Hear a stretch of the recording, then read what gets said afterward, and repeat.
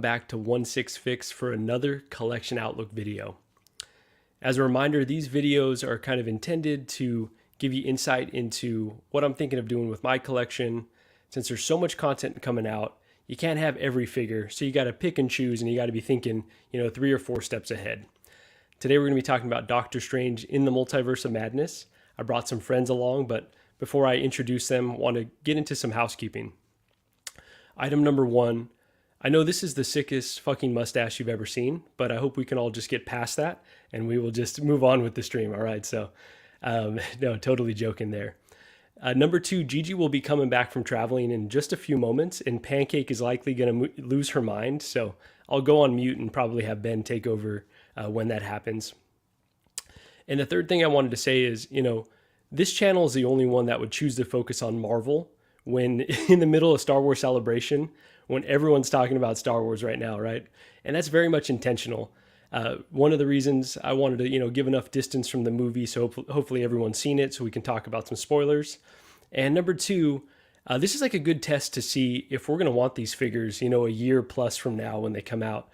If you don't want the figure, a few weeks after you've seen the movie, then high likelihood it's not going to change, right? And so this is just a good testing ground, and it had to show some Marvel love here. So let's get an introduction to our special guest for today. First up, we got Cam from Cam's Collection. Cam, what's going on, man? Thank you for being on here.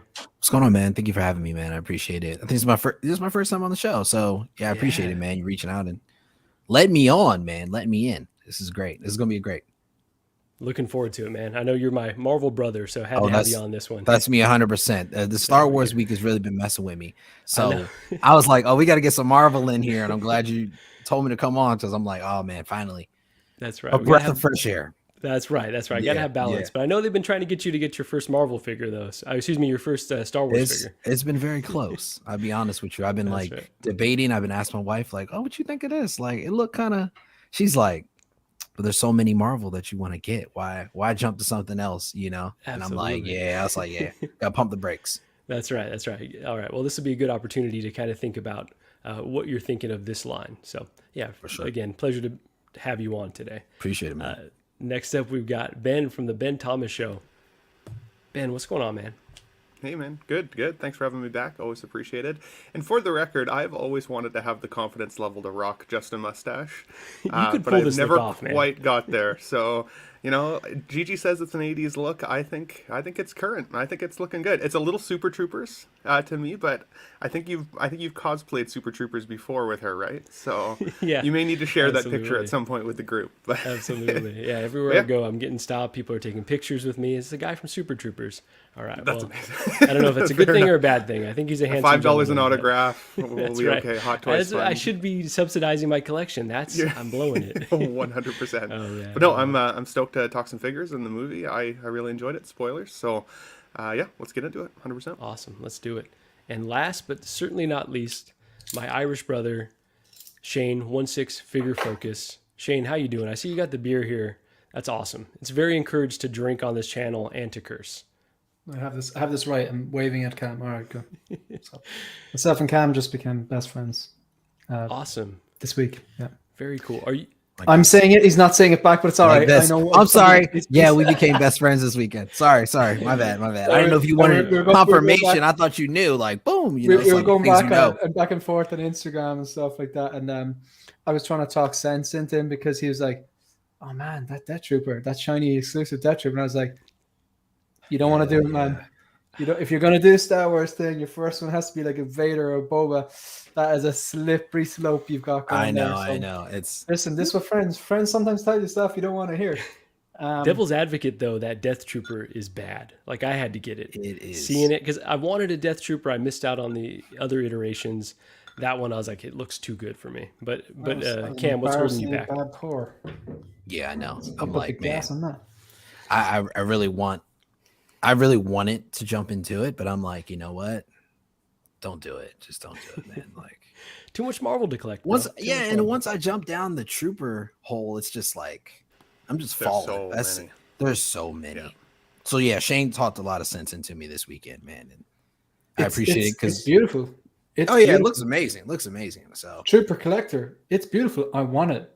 The chat is even worse because the chat's always like hold my balls is like, do it, Cam. And I'm like, here we go. They get real toxic. The chat doesn't have to work a day and a half for you to get it. Like, I know. Yeah, exactly. Yeah.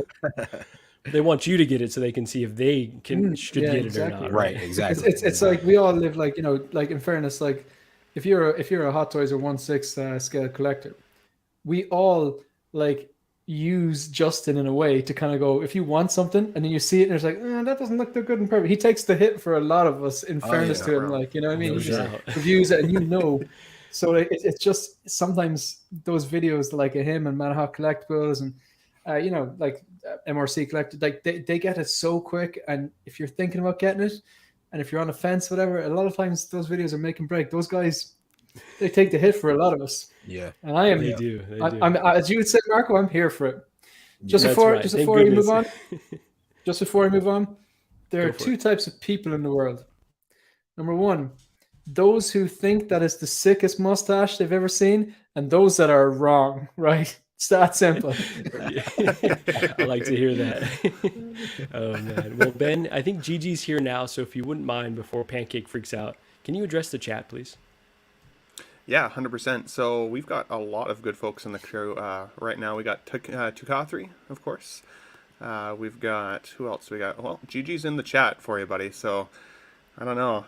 She's not happy that you didn't shave. You hate to see it. We got Hold My Balls. We got Baby Boy. I think this is a new name. I think this used to be Mike, right? So great name change. Elite status definitely. Right there. We got Baby Girl 707. We got, what is this? Freezy's Figures, or Feezy's Figures. Very nice. What else do we got here? I think I saw my man Loco Lou in the chat. Very nice. Loco, by the way, I sent you the link if you want to jump in at all. I know that's your style, so if you're free, come on into the stream. He's always ready for it, eh? We got Cuervo in the chat, of course. Always good to see him here. So I think that's most of the new folks in for now, but we'll keep an eye on it. Keep going. So very awesome. Awesome stuff. Thanks for doing that, Ben. Yeah, so let's dive on into it here. I saw some talk about Gigi maybe being parked outside of Cuervo's house. You know, she's back in Northern California. You don't have to sweat it, but he was doing some pretty intense enabling on the Star Wars figures. So I told him, hey, I'm gonna blame you for this. You're taking the bullet on this one. But so let's warm up this chat and let's talk about the movie. I know we've got maybe some varying opinions here. Really, wow, she's totally ripped her off. So personally, I guess let me start really quick, high level. I loved this movie. Okay, let me not say loved because that's an easy term to throw around. I really enjoyed this movie. I had a few beers going into it, kind of turned off my brain, let it ride, had an awesome time. Didn't really get spoiled on a lot of stuff, so was just able to kind of enjoy the secrets that it had for me, and really thought it was a great addition to the MCU and one of my favorite MCU films or properties of the last few years. So really enjoyed it. But I guess Ben, let's start with you. What did you think of the movie overall? Yeah, so for me, I was in the same boat. I purposely only watched the very first spoiler trailer, and then I tried my hardest to stay off of all social medias entirely. And you guys have heard me say before, movies connect with me when I have great time with friends or great time with family.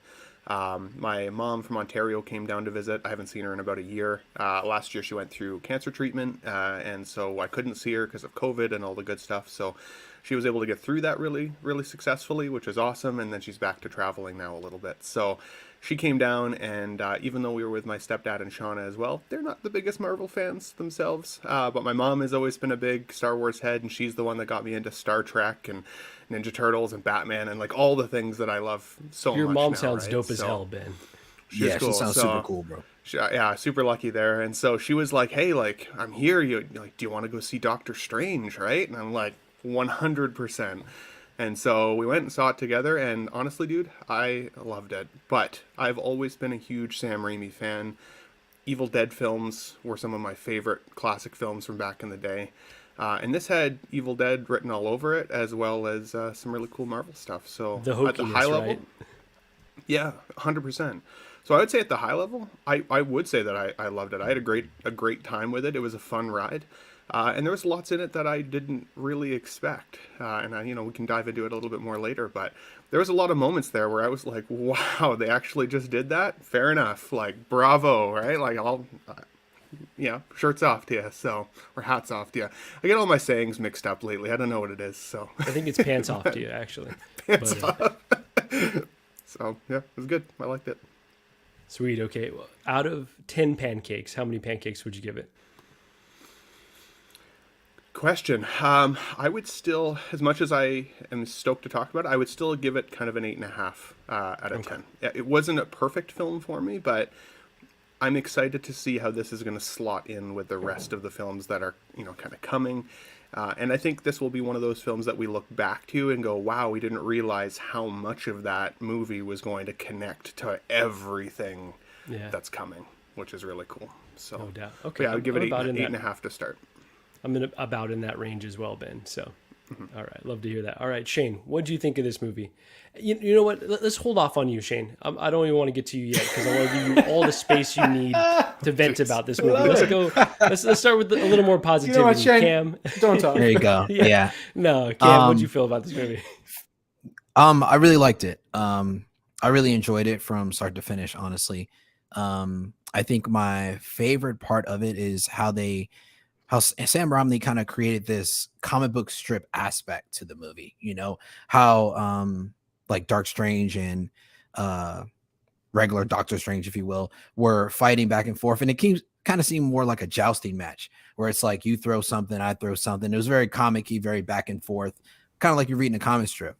Mm-hmm. I was very surprised how the movie kind of began with action from the jump. I thought it was going to like work its way up, kind of like how we've seen in these Marvel TV shows recently. But it came out immediately with, Defender Strange and Chavez on the run. So I like that part of it. The part that I felt was a little off is how they kind of brought America into it. I felt like they could have gave her more of a story instead of just like kind of throwing her out there like, oh, she jumps through portals, yada, yada, yada. Like I feel like it could have built up a little bit better. Yeah. But can I give a counterpoint though? I feel sure. like the MCU does that a lot though, right? Like they'll introduce a character, they do. Give us a taste, and then backfill them later on. Yeah, and I understand and I respect the way that they do it, and I'm glad that we got to see new characters as well. As far as with the Illuminati in there, I was just surprised that how powerless they were, compared to the power of Wanda throughout the movie as well. Like they didn't give her 20 minutes, of a fight, if you think about it. So it was kind of tough in that aspect, but all throughout, I thought the movie is great. And I hope to see, there's a possibility maybe Wanda returns at some point. So we'll see, but I enjoyed the movie for sure. Okay. Awesome. Just to quickly tag on to that too, because you're right. Like, Shauna, as I said, my fiance, she's not a huge Marvel fan, so she saw the movie and kind of at the end of it, I was like, okay, like, so like, what did you think of it? Like, did you like it? Like, She's like, well, like, who is that America Chavez character? And I was like, oh, she's actually she's pretty new, and she's like, oh, okay, like, but why'd they care about her so much? Like, why were they so motivated to save her? Like, if she's so new and like we barely got a story with her, like, why did the whole movie exist? It's like, there's more to it, I'm sure, but yeah, you're right. I mean, like, she didn't even really have a huge 20 minutes of fame in terms of the overall the film. And I think that was probably the difficult part for a lot of people that didn't know the character to grasp onto it, because there was nothing for them to relate to prior to that. If you really don't deep dive 100%. Into like, Young Avengers and stuff like that, and you just know the original characters, it's kind of hard, for them to really like. I mean, granted, it was our first, I think our first Latino American character, which I think is great. They're adding diversity to the, the whole entire MCU, but it was like. I was just going to say that, Cam, like, I think it was a cheat for me because she was like the first Mexican character. She comes on speaking Spanish. She calls Doctor Strange Este Way. I was like, I'm in already. She's hooked me. So. Right. Yeah. Yeah. I just wish we had more of her, honestly, but I think they did good for a startup, and it gives us a lot more room to see the character grow in the future too. So yeah. Mm-hmm. Awesome. So Cam, you're new to the channel. We rate things on here from a scale of 1 to 10. Pancake is our dog. So out of 10 pancakes, how many would you give it? I would give it an 8. 8 pancakes for sure. Boom. All right, awesome. Okay, Shane, you only got 15 minutes to vent here, but what were your thoughts? What bugged you about this movie? I'm going to start off with a little analogy. You mentioned that you had a few beers before you went into the movie and you liked it. Well, I've had a few beers coming into this live stream, and I like your mustache, mate.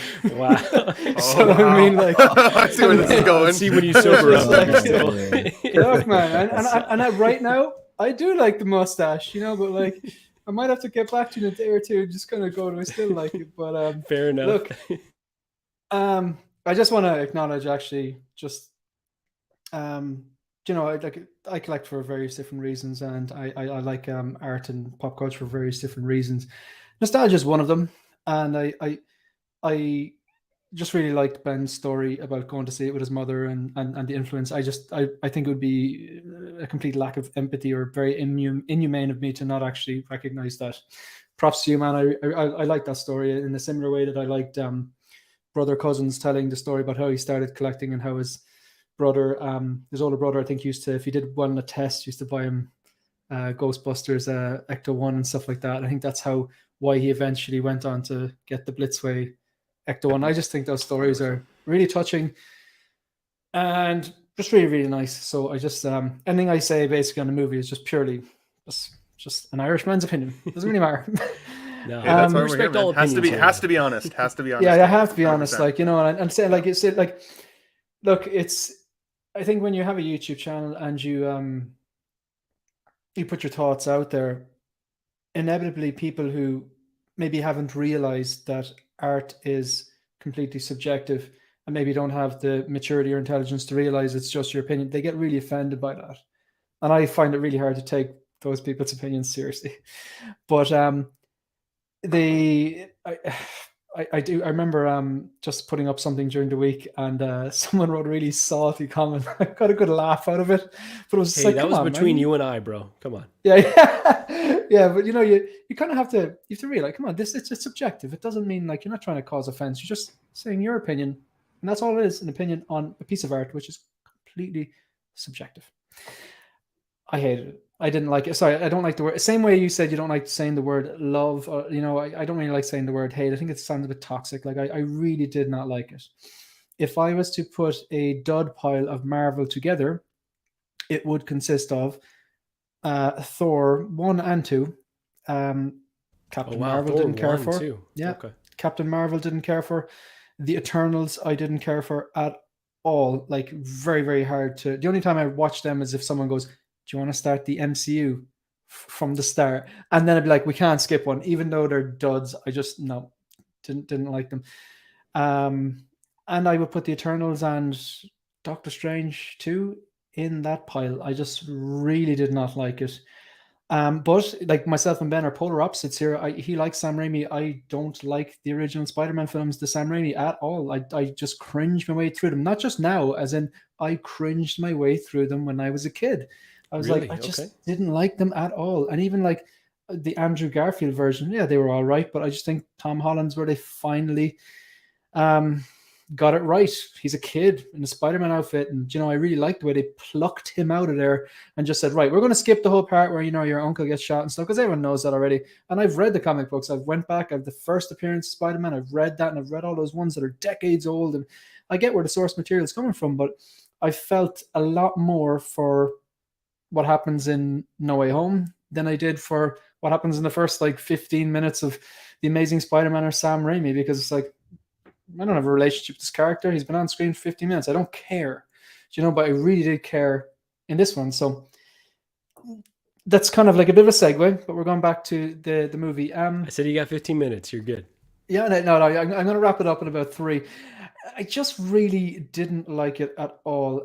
Right from the start, when you see what's the guy, Strange hipster top knot ponytail Strange? What's his name? Defender Strange. Defender Strange. Yeah. Him and America Chavez are clearly. The green screen was like, you can't see the green screen, but it's there. Now we all know that they're comic book movies. We all know that it's not real, and we go there to escape reality. But I don't like to kind of nearly see the strings that's controlling the puppet. I was looking back on.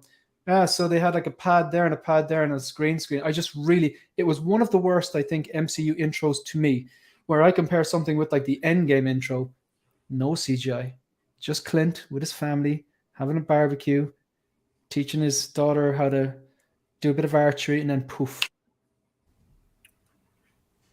Yeah, he even got snapped when he did that too. How my crazy is God. that? I swear I had nothing to do with this. That was actually amazing.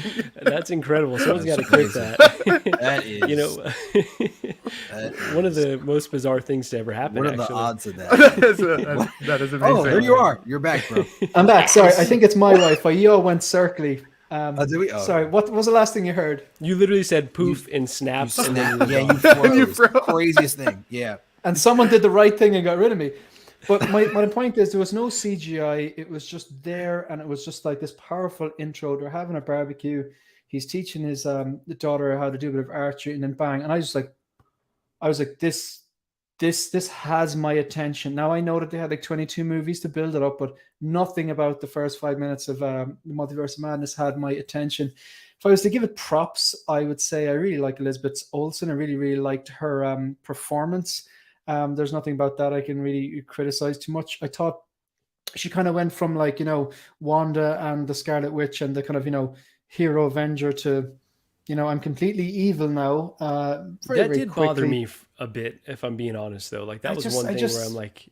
And people argued it away by going, no, she was evil by the end of WandaVision. She wasn't. I don't think she was at all. And then there's the whole Darkhold effect. She touches the book and, she starts using the book and then she starts dreamwalking and she gets like culled into this like dark side. I get that, but it just kind of was a bit too quick. I think there was a bit of editing there. Could have put a small bit in there. Also, the whole thing where they were in the apple garden, the apple garden, an orchard, even, use your words, and he's explaining that he wants her to help him with America Chavez, but he didn't say America Chavez, and she says, "Why don't you bring America here?" And then she went, "Oh, you didn't tell me her name. I've given away that I'm the bad guy." I was like, she's not stupid. Like, she's not stupid. Like, why would she like, it's just, I didn't really like that. And can I give a counterpoint to that, though? Not that I want to defend this movie to the ends of the earth, because I do respect your opinion. And there's a lot of like leaps of logic here, but that kind of, because she was like, the illusions are easy for me. The lying is the harder part.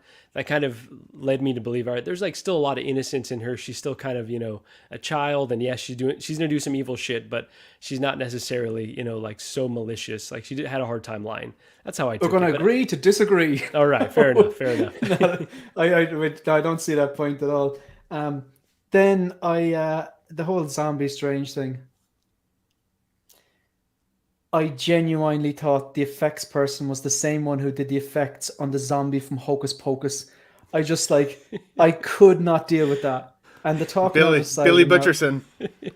And I really, really like Benedict Cumberbatch. I rarely see him in things that are bad. Yeah. I loved him as Sherlock Holmes. I loved him as Doctor Strange.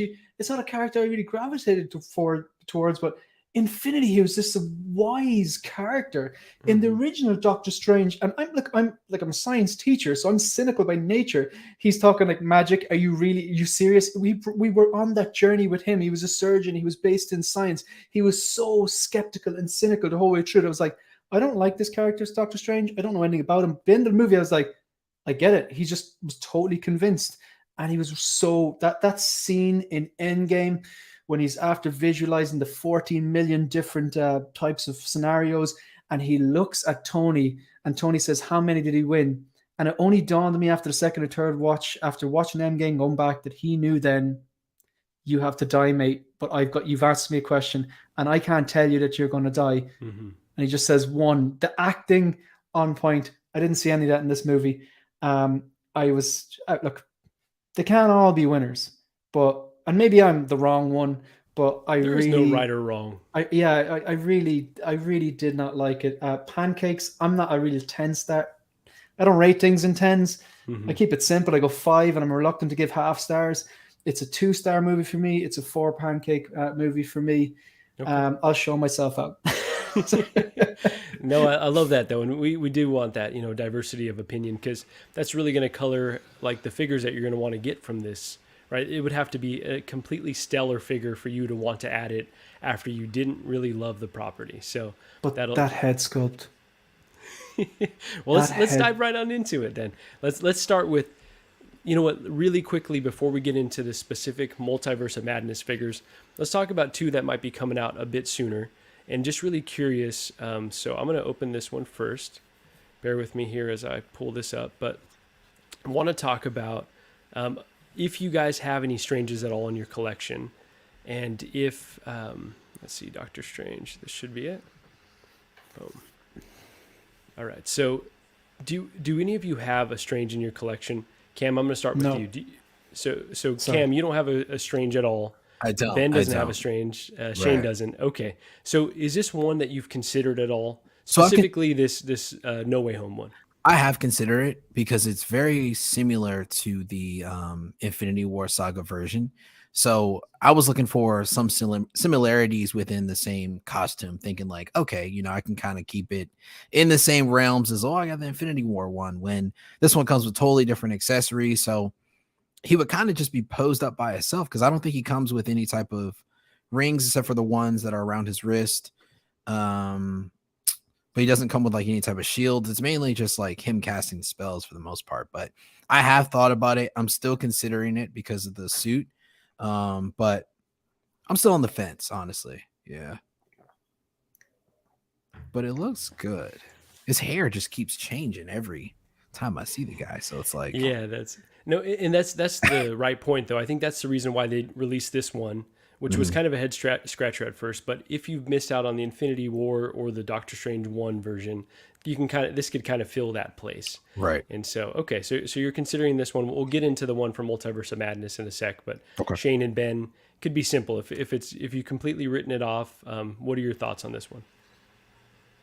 For me, I don't love the hairstyle on this particular Strange. I actually think it detracts from Benedict Cumberbatch's likeness a little bit. I think when he's got the hair that kind of goes over his forehead a little bit, kind of the more disheveled look, for me that likeness is more on point. And again, we'll get to the multiverse figure there shortly, but this is a no-go for me, especially because it is still very similar to the newest one that's coming. For me, it'll also give me a little bit more time to budget for a Strange if I want it, because again, I'm sure we'll hit the price point, but we're going to all need a little bit more time to budget for that next Strange if you want to get it in your collection. And so I think this is a cool figure, though, don't get me wrong. And I still think that this is definitely a forwards progression with the character and the actor likeness and stuff. It's just not 100% for me. And lately I've been trying to really kind of cultivate my collection, that I'm only trying to bring the best likenesses to my specific collection, because there's only a finite amount of space, right? So for me, this is a no-buy. But I'm excited for those who are getting it. I feel like a lot of people might be in that boat, Ben, where they consider this one maybe, but now with the new one announced, they've probably completely written this off. But Shane, what are your thoughts of Strange overall as a character? Do you want to add a representation into the collection? Yeah, like I said, Doctor Strange was never. I didn't know anything about Doctor Strange. I'm not going to pretend like I read the comics on. I just didn't. A lot of figures. Sorry.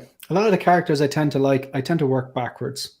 Like if a movie comes out and the director said they based the movie around, graphic novel XYZ, I'll make the effort, if I really like the movie, to go back and educate myself and read the comics, and I'll really enjoy it. And that's a lot of time how I read comics. But this one, I never read any Doctor Strange stuff. Like I said already, I do like Benedict Cumberbatch. I thought he laid a pretty good foundation in the first movie. Really liked him in Infinity War and Endgame.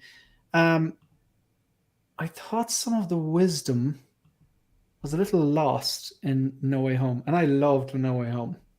I thought it was the best MCU film easily since Endgame. I was losing hope. But I thought there was something about the same guy who didn't tell Tony Stark, by the way, you've got to die in order for this 14,027 shot to work, agrees to help Peter get into college with a spell that fucks everything up. Come on, man. That's not the same lad. I thought this guy there's obviously that was like a bit of lazy writing, but it doesn't. Film's still fantastic. But remember in the trailers, everyone was speculating, right? Because it's based off a book where he ends up being Mephisto, and so everyone's like, that can't be Strange because he wouldn't do that. And I was like, I think that's just MCU does that sometimes. Like, don't worry about it. That's just a MacGuffin. Yeah, but the same people are probably looking at like Obi-Wan going, Reva, it's Mephisto. Do you know, like Mephisto is like the answer to ending unexplained now, isn't it? That's like right, it's just absolutely. like, you know. But with that being said, I don't have a Strange. It's not a figure I need to have in my collection, but what really attracts me about the Strange figures in general, whether it's Infinity War or No Way Home or Multiverse of Madness, the tailoring is so good. Like this figure with all the layering, the cloak and the belt and the kind of garments and all this has the potential to look really bulky and out of proportion. But the fact that they factor in maybe a really skinny body underneath and the cut and sew is that good, it looks fantastic. And this one, on a price point compared to the new one that I'm sure we're going to discuss, this one is probably a better value for money, only it doesn't have the head sculpt as good. Do you like the magical effects, like the plastic effects? I tend to not. Like, for me, perfect example, Electro, head sculpt is great. Outfit's great. Has a Timberland. We spoke about this, Cam. Yeah, didn't we speak about this? Didn't we? We did. Yeah, we did. So like the little buckles and the belts and the wiring and everything. It's like the attention to detail is fantastic in head sculpt, but the effects, it's just you slap them on and it's like a Marvel Legends like. But this, it's the cauldron, I think, which is a nice, attractive point, like, you know. So no, I don't think I'm gonna get this. No. Okay. So I think we've all kind of written this one off. I do have the Infinity War version, so this one is just too similar. I will mention price on this, right? $315. When I saw that price, I was like, ooh, you know, it's starting to get tough. So let's now move on to the next Strange that's been announced. So I'll stop that. Boom, and we'll pull this guy up here. So, you know, these figures are really climbing up in price. And I know folks like to say, like, oh, let's not talk about price. It's all so relevant, right? Shane, like, we're big on talking about price, and Ben as well. And I know Cam is very conscious. Because we live in a real world. That's right. So because we live in a real world. We can admire we don't every get figures for free. That's right. That's the thing. Yeah, that's like, let's live in a real world, people. You know, so that's very much what this conversation is about. So this one right here. So he's coming in at a whopping $335. Now, I think that I mentioned when I saw the price, my stomach hurt a little bit, because $335 for a Strange, and again, this is coming from the same guy who is going to pay $1,100 for a Rooted Joker 2-pack. I understand that there's hypocrisy in that alone, but that's supposed to be a limited run figure, right? With, you know, some rooting and the first of a series with a new company. So I kind of view that one a bit differently as an outlier, but I lost a few nights of sleep over that. So coming in at $335, this one is a kind of tough to swallow. But Cam, let's start with you. Are you considering this Strange at all? Oh yeah, I'm getting this one for sure. I like this version because, I mean, granted, it comes with two head sculpts.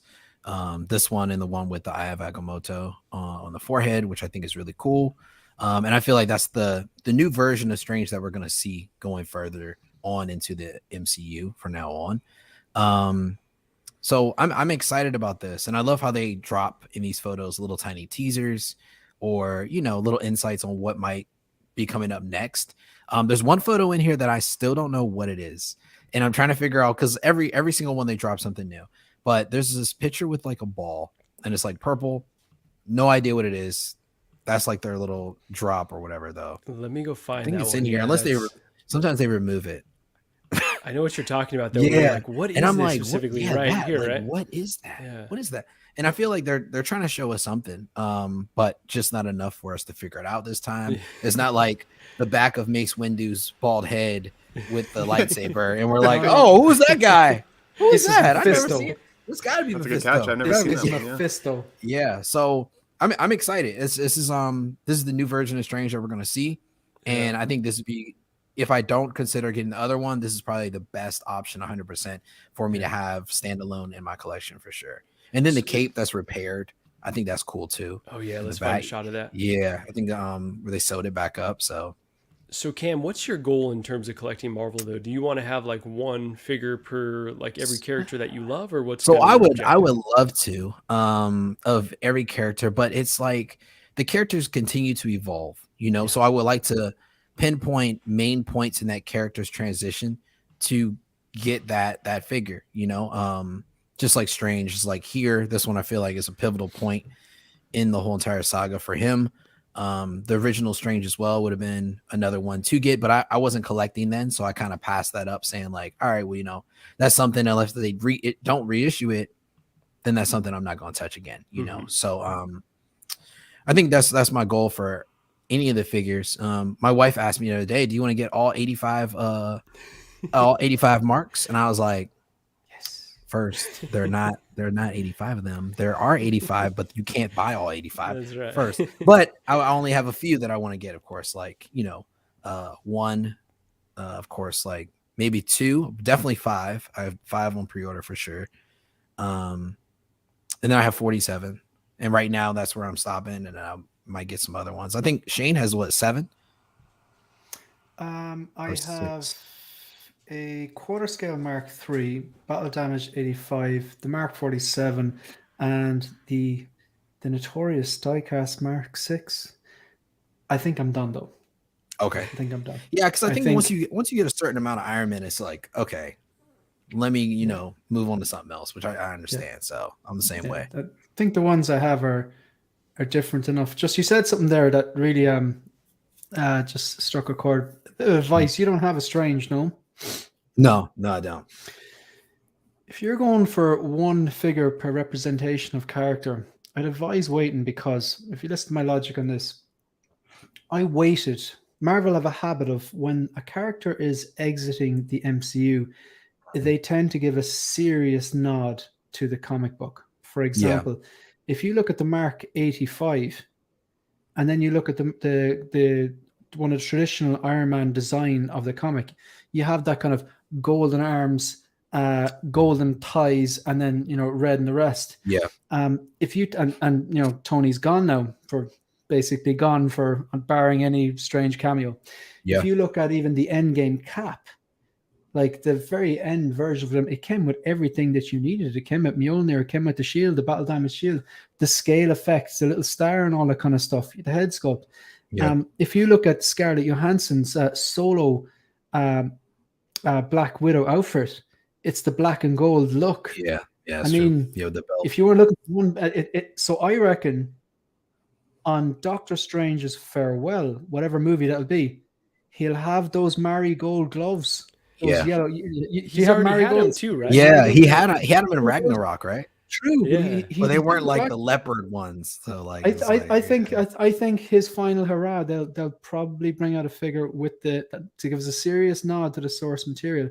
Yeah. There's a trend. There is a trend like that's going on. So if you're going for one, and look, face it, these figures, they'll be bargain bin. They'll be 10% off, free shipping. Yeah. There's any amount of Strange. You know where we're going. And Shane, also, hi Graham. Graham the Jedi. Sorry. No. Just Graham, like Graham from the Jedi Knights Watch. It's just one of my favorite YouTube channels, and he doesn't need our help. His content is fantastic. But if there's like out of the people watching, if you haven't subscribe, because he's just nice guy, great content, and really nice.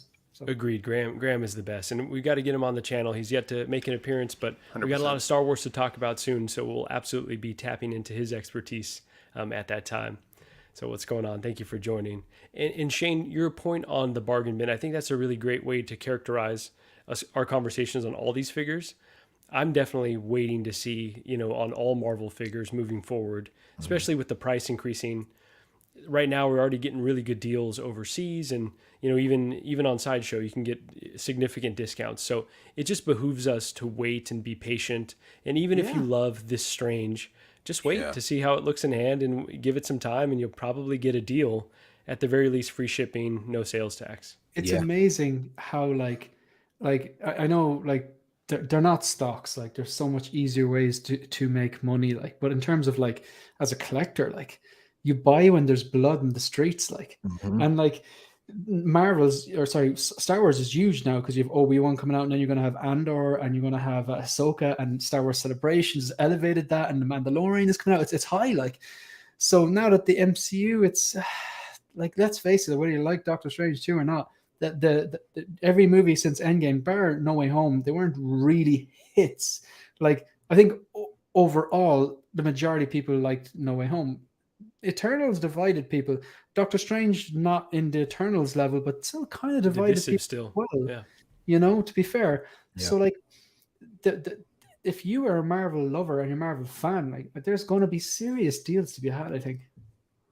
Yeah, it's going to be a lot. Totally agree. So, Shane, any more to say about this specific Doctor Strange, and if you're considering it at all, or what's your take overall? I think the head sculpt is epic. I think it's so good. Like, I think it's the best Benedict Cumberbatch likeness that we've seen from Hot Toys and 1/6 scale to date. Also, I'm really wondering if someone can help me out. That blurred image, what is behind that blurred image? It's really, I just can't. It's so hard to tell. Yeah, I know there's such I can't wait to find out what it is. I know. Oh my God.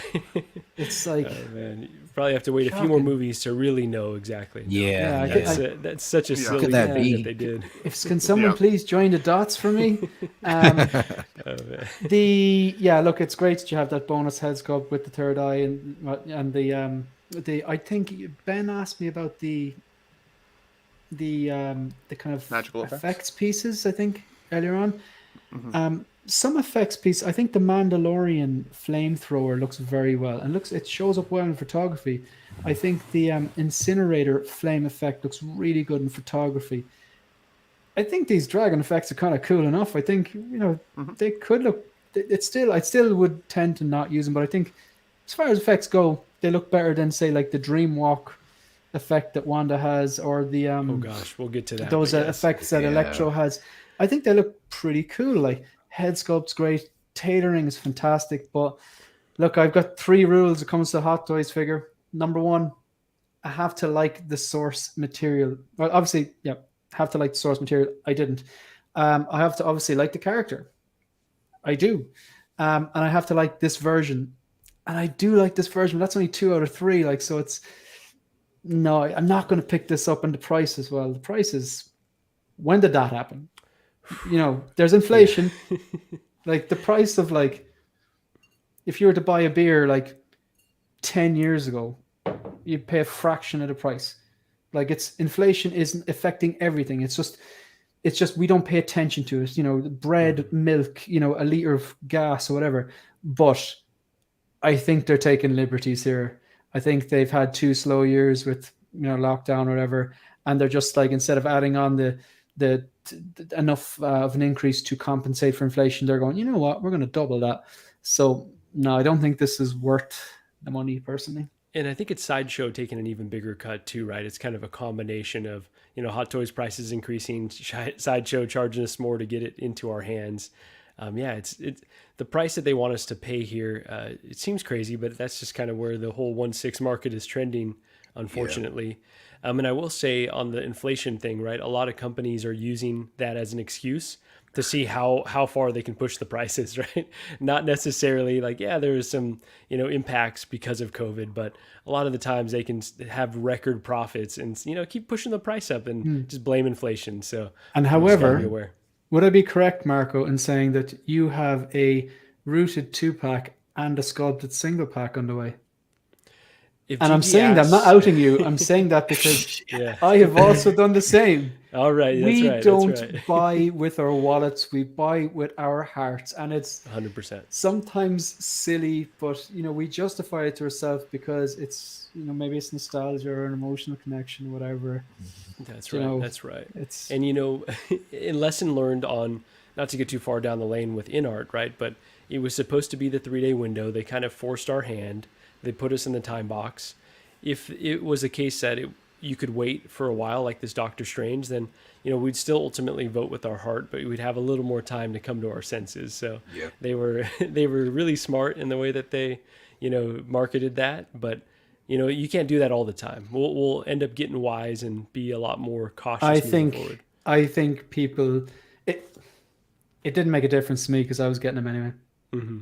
If anything, it actually helped me because it was just like, all right, get your ducks in a row now and don't kick the can and get stung with a bill for $1,000 in 6 months' time whenever it comes out. So I'm like, it didn't bother me. But not everyone's in the same position as me. Some people have young kids. Maybe some people are out of work or whatever. Well, you know, it's a whole other kettle of fish, like, you know, but it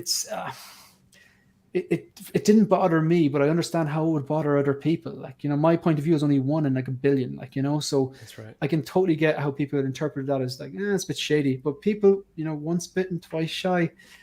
If it doesn't turn out like the prototype, hell to pay. It's gonna be crazy. Oh my goodness, can't even imagine. Things are going to get toxic, like, and I, you know what, crazy. I wouldn't have any sympathy for them. That's right. So Ben, let's maybe move on to since we got a lot of figures to talk about. Let's get your thoughts on this Strange, if you're considering it. First, I want to address Gigi here. She's asking questions about, well, I have 3 Jokers. She needs answers. I plead the 5th. I wish I had. Who is Johnny Depp's lawyer? I wish I had her defending me right now, but I'm gonna need some representation after this. All right, Ben, go for it. Sorry, did I just out you? Am I like banned from the stream now? It's okay, Shane. It was gonna come out regardless. So don't worry. I'm over the mute button, but I missed it. I'm in Fairfax, Virginia, bro. So Camila Rodriguez, Johnny Depp's lawyer, Gigi. I'll call her. I got you. All right, please call Camilla. Right in the street. If you need a couch to sleep on later, Marco, I'm in Canada, buddy. If you don't hear from me after the stream, please send help. Please send help. I'd like to apologize to Marco first of all. It's been nice. I thought we were boys, my but, penultimate appearance. This is why we don't drink beers in the stream, Shane. That's right. I would like to say though, if I do my job well here today, Marco will not be buying anything from Multiverse of Madness, so I think I've done it. Right. You're not wrong. I might not be buying anything ever again, but we'll see. Yeah. True. You got to pay the tax, man. That's right. Pay that tax. So Ben, what are your thoughts on this guy? So I think all of you guys have actually made some amazing points. If you saw the end credit scene with Charlize Theron coming through that portal and talking about an incursion on the way, I think the fact that incursions are on the horizon for Marvel means that possibly storylines like Secret Wars, Battle World, some of those really iconic comic book stories are in the horizon, which 100% means for me that we will see Doctor Strange, obviously, again, and probably still multiple iterations getting closer and closer to his comic representation. So I think Shane nailed that one on the head. If this film doesn't necessarily speak to you, and for your collection you want to collect what means the most to you for the films or the iconic representation of the character, then I think you totally could wait on this guy, because we'll see this guy more, and we'll see this likeness with the head sculpt more. 100%. For me, I think Shane also made a great point that most people buy with their hearts, not necessarily their wallets. Like I said, I got to see this film with my mom. It was a great experience. I know that if I got this Strange in my collection, every time I walked past it, it would remind me of that for the rest of my life, right? And I think for me, that would make a huge difference. Now, diving into the character himself, I think the likeness for the main head sculpt is beautiful. I think it's honestly as close to perfect as I would envision a Hot Toys getting. I really like this comic book style outfit. I think with the symbol on his chest and how they've brought up the Eye of Agamotto, and there's a bunch of tweaks that they've done with this outfit that I think are getting really, really close to that comic book representation, so that excites me. I've never had a Doctor Strange in my collection, so I was even excited about the fact that they've got a wire in the cape, and then you can get kind of some of that dynamic look to it, which I think is cool. Hopefully it's a slightly better wire than, I think you were saying, the Infinity War one, Marco. You said that there's a level of improvement that they can add, so hopefully it's a little bit better on that. For me, the magical effects rarely get added to my collection. I'm not a professional photographer, so I don't have the ability to tweak the lighting and stuff like I've seen some people do. I think Shane mentioned the the Mando flame effects. I've seen pictures with those flame effects where it literally looks like it's on fire blasting out of his guy. Like it's amazing, right? And I think some of these effects are really cool for photography. When they're sitting in my collection, I don't feel like they look as cool. So for me, like I think they're like dragon heads. They would probably stay in the box. It's weird that they used those ones specifically because it was such a small portion of the movie. When you think about it, like that was like I had to watch the film a second time to even see where those effects came into play because I totally forgot it, just kind of blanked over it, right? But I do think that that's cool that this figure comes with the Book of Vishanti. You know, we're going to get into the Wanda here shortly, but I think having some of these books in the representation of the characters, I think is really cool. My point of contention is a little bit on the second head sculpt. I think it looks to me, based on the blurred image, now, I mean, maybe it's blurred because it's just a work in progress, but Evil Strange in the film with the third eye, he's a lot more disheveled looking. He's got a much longer, kind of grotesque beard. This looks like a reuse of a head sculpt they've already had, and they've just kind of added an eye into it. Well, Ben, can I hop in here really quick, though? This is meant to represent the scene at the end of the movie, though, right? When he's got... Yeah. So that was, I guess, that was my question, right? Is it supposed to be like that guy, or like our Doctor Strange with the third eye, or is it the evil? Yeah, I think it is. I think it's at the end when he's walking the street and he kind of looks like he's in pain. But that makes me feel a little bit better about it. He didn't have this outfit on, so I can see where you're coming from as well. No, that's a good you know what I mean? Both of you. It's like a token little. We'll throw this in. It doesn't make any sense. We'll throw it in and charge you like $35 more. They're gonna love $55 more. I always like figures that come with extra head sculpts though, because I always start thinking about some kit bashes that you can do. And I mean, you could easily kit bash this head sculpt in with kind of what he's wearing at the end of the film when he's just walking through the street. If you love that scene, or you just want to take advantage of having an extra head sculpt in the box. I think sometimes the price is tricky because, as I said, I did like the film. It did resonate with me. I liked this movie more than the first Doctor Strange. I didn't love the first Doctor Strange film. And I feel like he still presented better logic in this film than he did in No Way Home, kind of like Shane was saying. Like there were some holes in his logic set there. So for me, I would say at this point, this figure is a buy. But one of the benefits of these like long windows of time before we get the figure in hand is that guaranteed between now and the time this figure is actually released and we get a chance to see, the Justin collection of the world, review it, we'll probably have already seen this guy in another film. So if we see another iteration of this guy in a film that resonates with you more as a collector, I think that's going to be what pushes people to that next figure specifically. For me, I think I'll still probably buy this one because of everything that he comes with, and I like the second head sculpts, and it gives me time to save up for it, right? It gives you that 2-year window, but it definitely doesn't make me want to pre-order it by any stretch. And I think the fact that the windows for Hot Toys are getting to be so long, but these figures are bleeding into each other, is upsetting some collectors because it's like, well, I haven't even got my No Way Home Strange yet, and now you're trying to sell me this one, and by the time we get this one, it's going to be, a Secret Wars version of him or whatever. But I don't think there's much that can be done about that. I think if anything, they're just going to shoot themselves in the foot because nobody's going to pre-order figures anymore, and they're always just going to start just waiting for releases.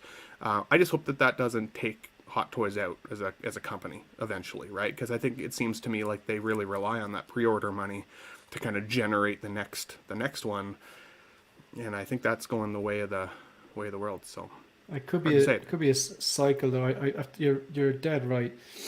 Like it's if their pre-order numbers determine their batch sizes, what they could do is just drop the batch sizes down, and then just produce less and just keep ticking over like that, which means the figures would essentially might be coming out a bit quicker.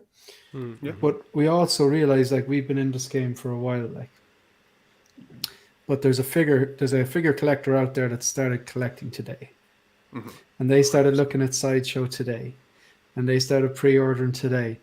So in this Ponzi scheme, there are people who are just starting today, and they're pre-ordering. They've got a big list, and they haven't figured out how the games works, and they haven't figured out, like, you can get secondhand figures and from, like, eBay cheaper or buy sell trades group, or you can do a Hong Kong reseller and actually get it quicker on their How second nerve-wracking is that first Hong Kong purchase though? Like you hear everyone in the community like, oh yeah, get it from Hong Kong, and I know the first time I did it, like, oh man, this is scary. I think genuinely, and this might sound weird, but I think that's you being Americans. Oh, I genuinely think that because like in Ireland, like, you know, everything's bloody imported apart from Guinness. Like, you know, it's like potatoes, like it's like whatever. Like, you know, it's like if we want to order something, a lot of time we order from the States, or we order from England, we order from Europe, or whatever. So it's not a big deal at all. Like, that's a good perspective. You know what I mean? So I think a lot of times you're used to getting things, you know, US made, maybe. I mean, I think maybe possibly that's the nerve-wracking thing. It really isn't that nerve-wracking if you are going through the correct Hong Kong resellers. And now Thank you for calling out my privilege here in front of me. But you know, like if you're going from Toys Buying Agent, I have yet to meet someone who has had a bad experience with Toys Buying Agent. I'm sure they're out there. Again, Lion Rock Toys, I've been in talks with them. I've heard really good things about them. Mm-hmm. T-Dubs, as much as I've heard terrible things about them,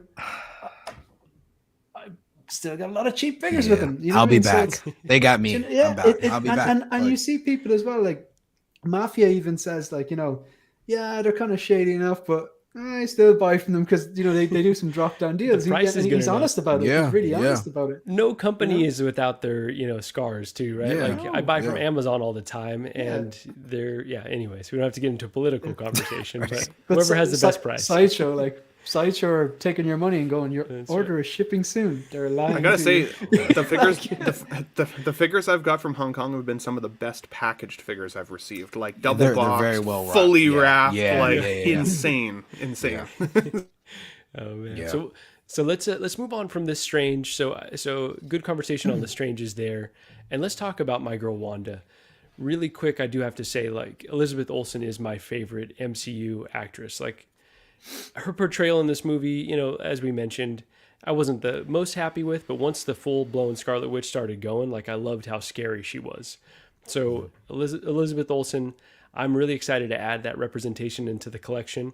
And we want to talk about first the WandaVision version, because that one was my absolute favorite MCU show when it first came out. I think it's still, you know, I think Loki may have supplanted it, but this figure, when it was announced, I was so absolutely excited about this, and really I think it's still my most anticipated figure. Like, I can't wait to get this one in hand.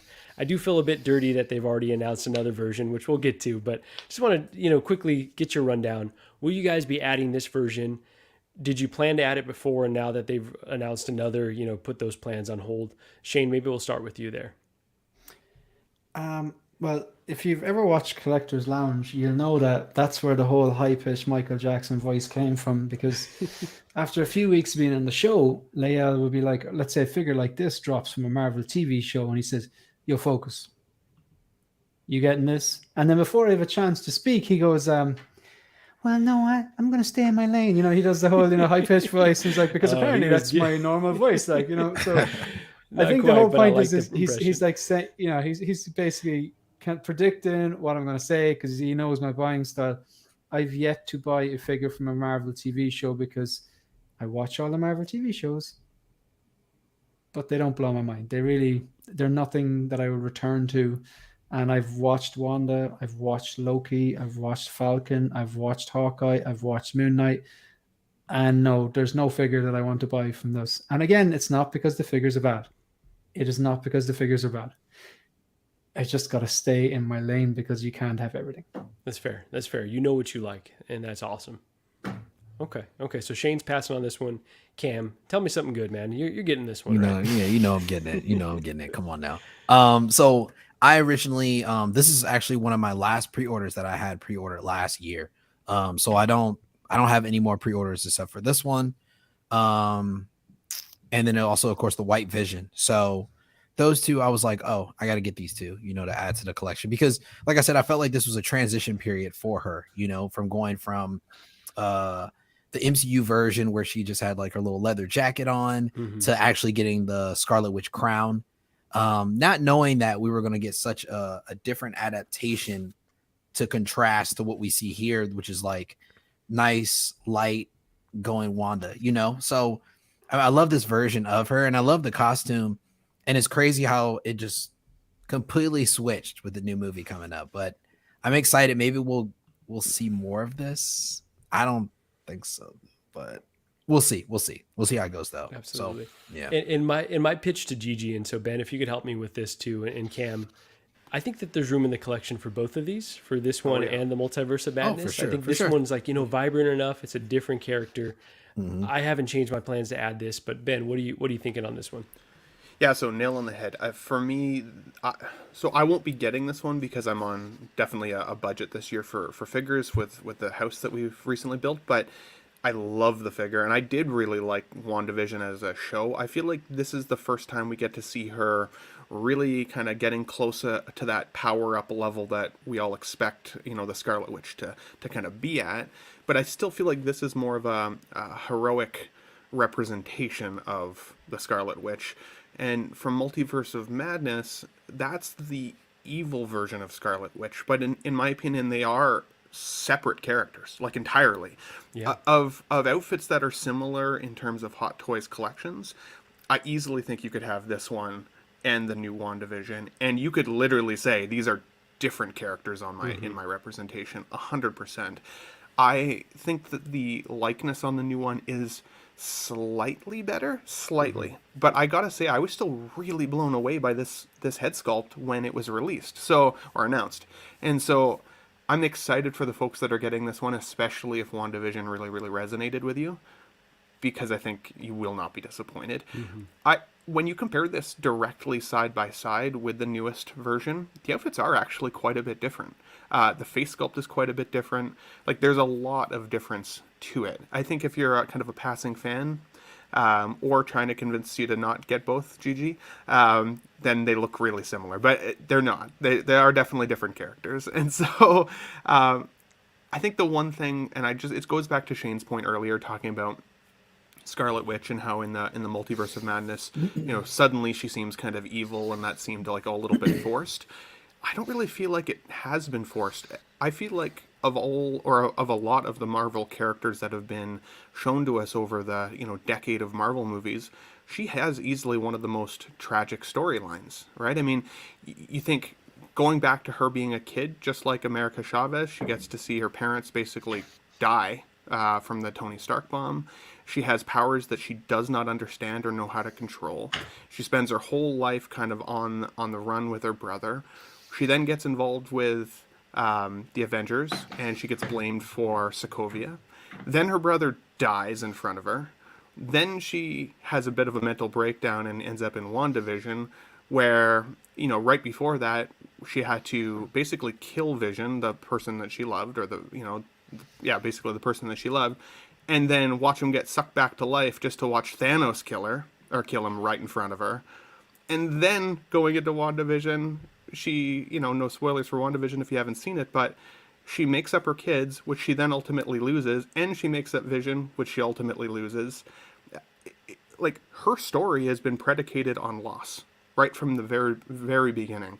So by the time we get to see her in Multiverse of Madness, she's cracked in half. She just has. Like, there's the good side of her, the part that we rooted for, is starting to erode and be gone, because she just no longer has the tolerance to be a hero anymore. She started to slip into that madness and that evil side. And when we get to see her go to the dark side in this film, you really get to see her go to the dark side in the film, right? But this version of Scarlet Witch is kind of her first time being charged up and looking badass in her outfit before she gets her hands on that Darkhold, and it converts her because of all of her tragic loss over her storyline. Okay. Well said, Ben. So let me guess. What's your point? Are you considering getting this one? No, that's actually, I actually never looked at it like that. Yeah. That's when you put it all together like that. Point taken. Yeah. Well put. Yeah. Well put. It's these type of guys you need to watch, right? He says he's not an enabler, but then he spins something like that. he just has an extremely high level of emotional intelligence that I obviously don't. But no, that is 100%. That is, when you put it like that, fair point. Yeah, her story is very tragic. I think if WandaVision really resonated with you, I do think this is a great figure to have. I will skip this one because for me, her most recent version freaked me out, and she was so overpowered. And it's the first time, like we've seen kind of from comic books, where that's the Scarlet Witch. I think for now there's no debating who's easily one of the most or the strongest of the Avengers or the superhero cast that we've seen. I don't think there's any debate now. It's terrifying. Thor, right? Strongest Avenger. It's probably not Thor. So, maybe soon. You never know. We haven't seen his new film. So. That was obviously a Ragnarok joke, but all right. So Ben, I think that was a great segue to this new version. Cam, before you give your opinion on this one, I do have to say, when that WandaVision Scarlet Witch dropped, I was so stoked for it. It looked so beautiful. Saw the price tag at $275 and thought, I got to change the way I'm collecting. I can't be pre-ordering.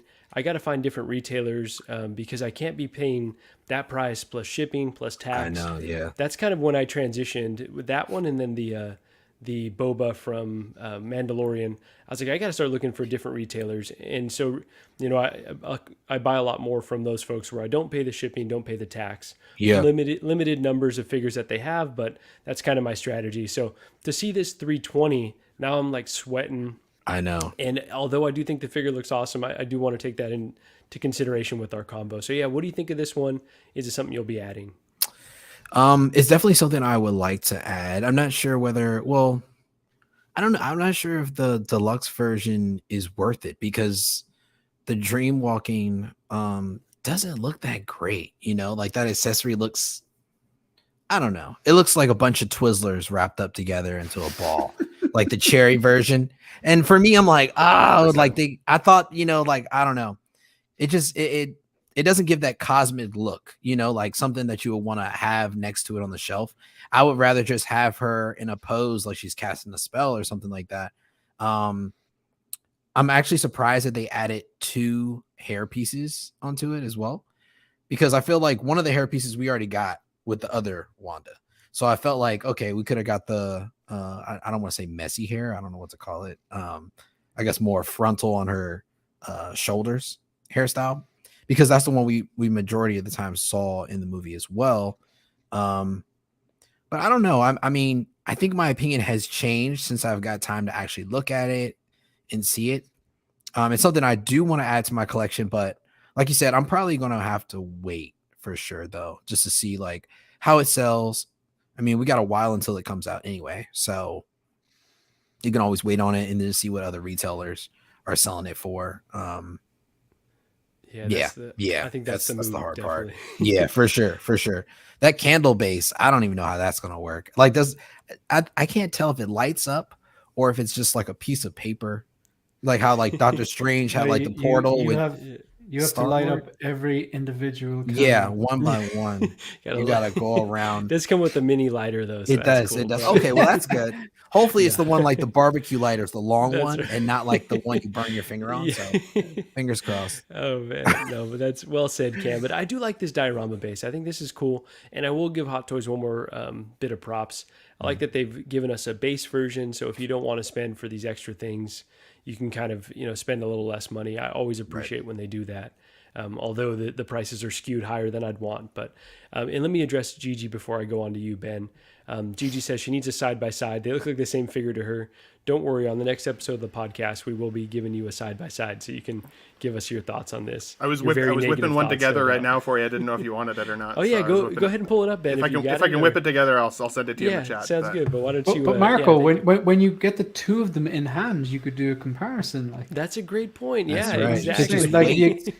Photos don't do them justice sometimes, That's exactly right. Well, I guess while Ben is working on that, Shane, maybe why don't you give us your thoughts on this particular version of the Scarlet Witch?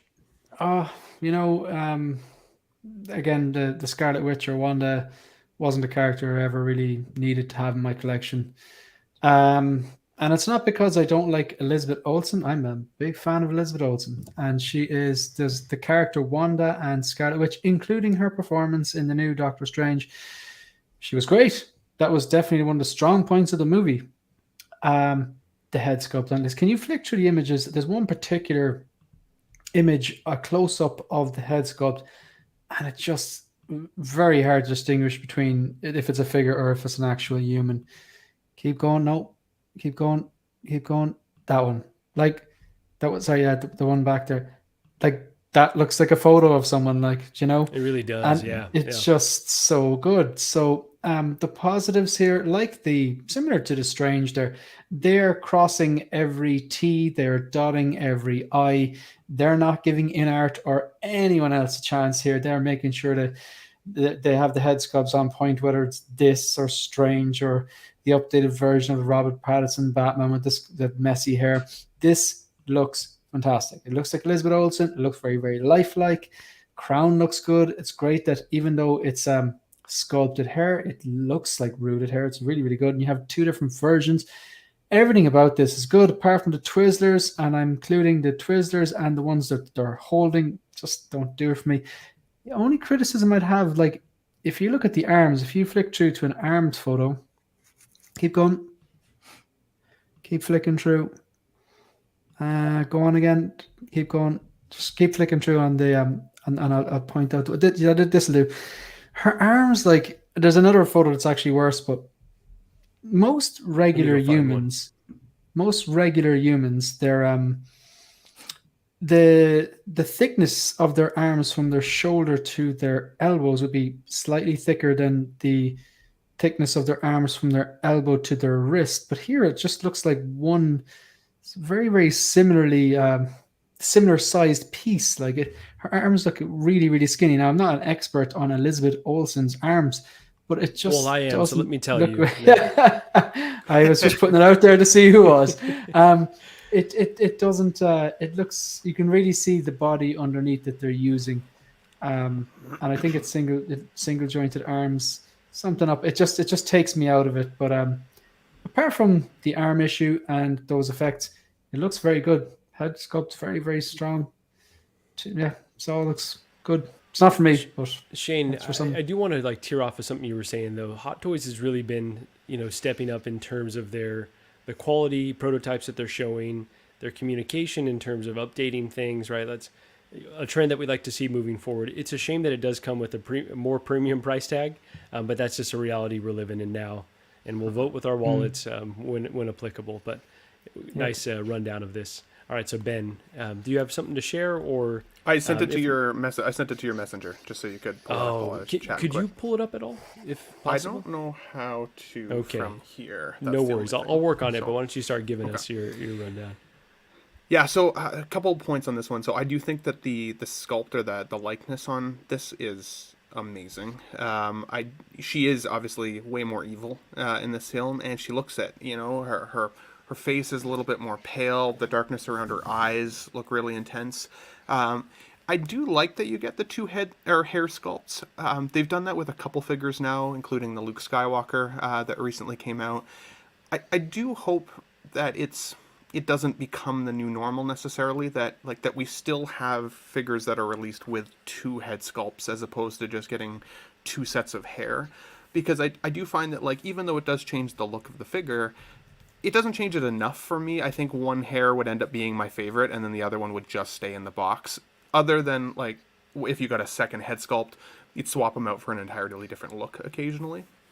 I think it was John on Collecting Weekly last Tuesday, Marco, when we were on live, that was talking a little bit about the outfit on the arms on this one and how it bunches and kind of creases at the elbow when it's posed.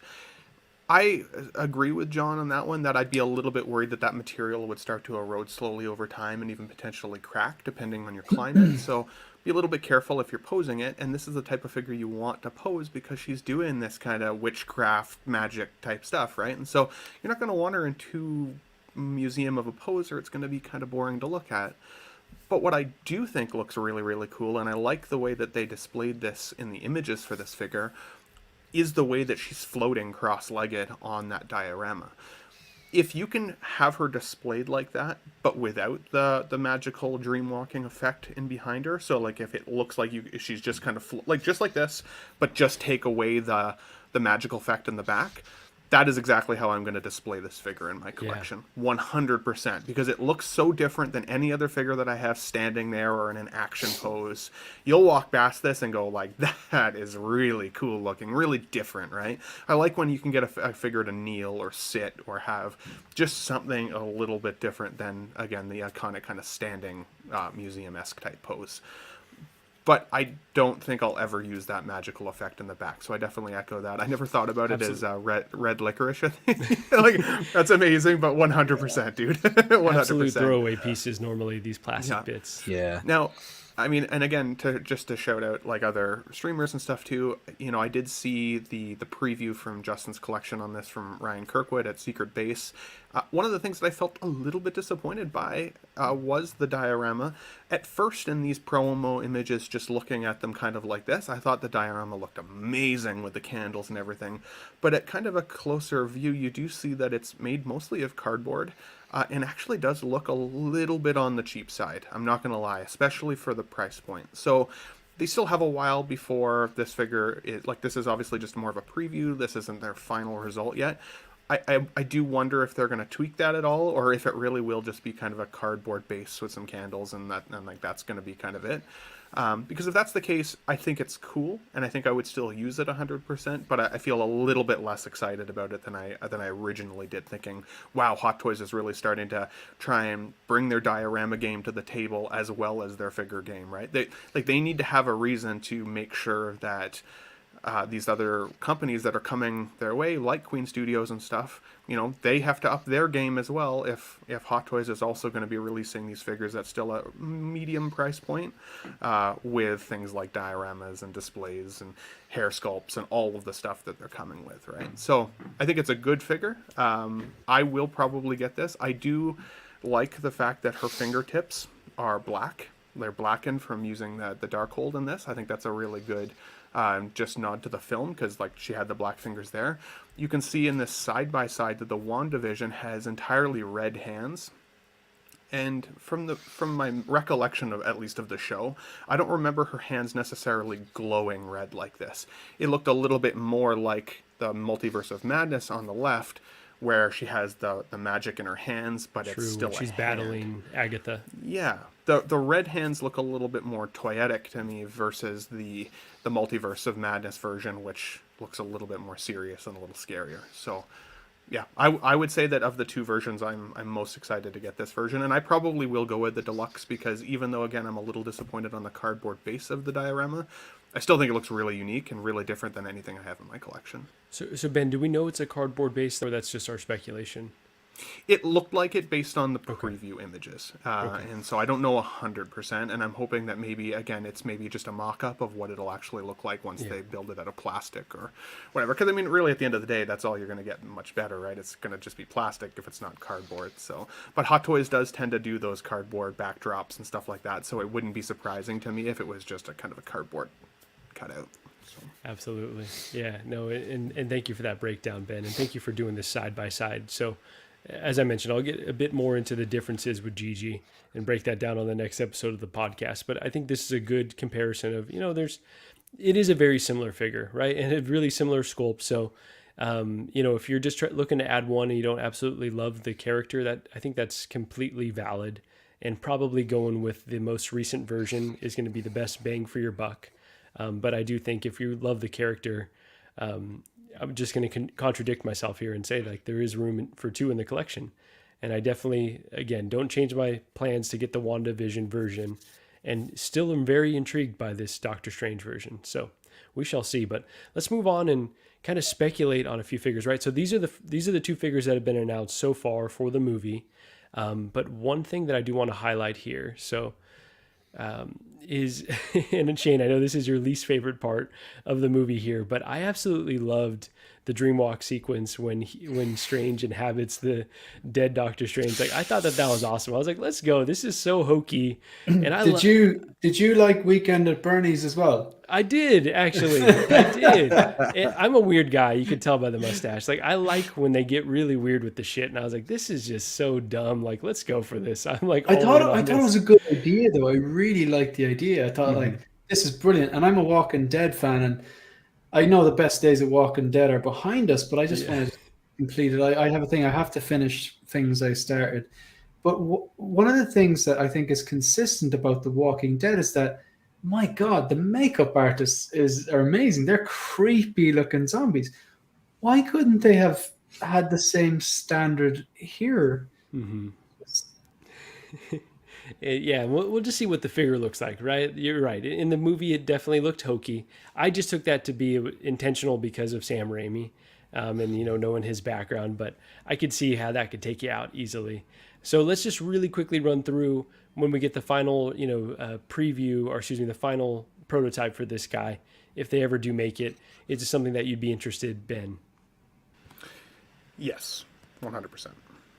100%. I think, again, it would just look so different in your collection. It would be different than any figure that I have. I think it would be really a standout. And if they do it well, I think it'll be really good. I disagree with Shane. I actually thought this guy looked really cool in the movie. But not in comparison to something like Walking Dead. I think Walking Dead is definitely based in as much realism as possible. This felt more, like Marco said, more Sam Raimi kind of evil-esque, which did resonate with me. And so that's kind of what I thought was cool. And I thought that they were taking a little bit of a risk with it. I mean, they're making their main character look scary and dead, and kind of passing the torch over to America Chavez at the end, who ultimately needed to be the one that, won against the battle, right? It wasn't up to Doctor Strange. He was willing to pass that torch. But to take an actor like Benedict, who has such an iconic likeness, and people go to that movie to see him, to change him into this evil-looking dead creature thing at the end of the film, I thought was brave of them to do that. It was a really weird choice, right? And that's just like, okay, subverting our expectations, and I was totally there for it. Cam, I will get to you in a second. I just really want to address Doc Smizzle's comment here, because it's a complete left turn. He just got out of Top Gun Maverick. He says, go see it after this stream. I've been hearing a lot of hype, and I'm definitely intrigued to see that. So, can't wait.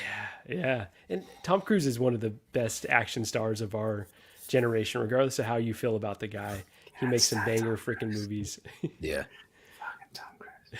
If he doesn't drive a motorcycle in this movie, though, I'm gonna be so disappointed. He's gonna have one. He needs his iconic motorcycle scene. Yeah, that's right. Apparently, and I don't know if this is true. I think maybe this is an urban legend. At some stage, he had written into his contract where no matter what film he was starring in, he had to have a scene where he was running directly towards the camera, even for like a split second. But if you go back through his movies, there are a lot of movies where they have that kind of classic him running aggressively towards the screen at some moment or another. It's mad. Oh, that's awesome. But so let's get back to the Doctor Strange talk. Cam, your wife's been like, what the heck are you guys talking about? Yeah. I've had you for hours now after. No, that's cool. So. No, they stepped out for a little bit, so I'm good. Oh, I'm good. There you go. All right. Yeah. All right. So I want to respect all your time. So let's so what did you feel about the Zombie Strange?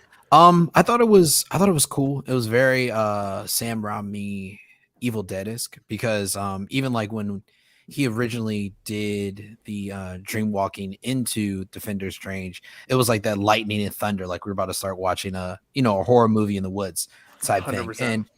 And I was like, oh, that's very, it's very Sam Raimi, based on the previous movies he's done.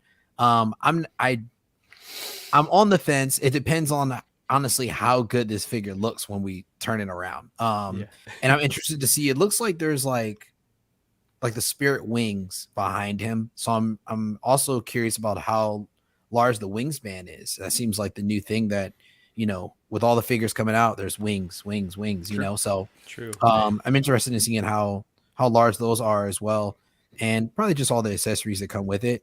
So I'm a maybe, honestly. I might get it right now. Okay. Yeah. Fair enough. And I guess I'll just finish up, since Shane kind of gave his thoughts on this, and doesn't seem like it'll be one that he'd add to the collection, but I did enjoy this scene, but I don't know that a Zombie Strange would necessarily go in my collection. I do like horror stuff, but I don't know that I need to see horror figures in my collection every day. Like the Pennywise I considered, because I do love the It movies, but it's like I don't want to be sitting looking at my collection and feeling all creeped out. So I'd be on the fence. But if it was a really cool, unique looking figure, might have to consider it. So, Shane, anything else to say on it? Oh, it's a hard pass. It's the hardest passes of passes. No, just no. All right, Gandalf. No chance. There you go. Save my money. That's awesome. All right, so let's move on to a little speculation here. Since there were, a few other ancillary characters, some cameos here. Let's start off number one.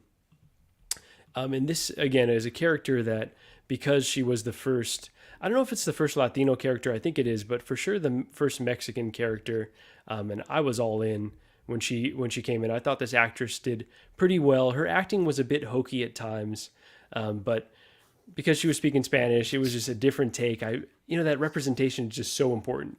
To have someone that, could remind you of your sister or your cousin. I thought it was badass. And the fact that she was, one of the bigger pieces of the film.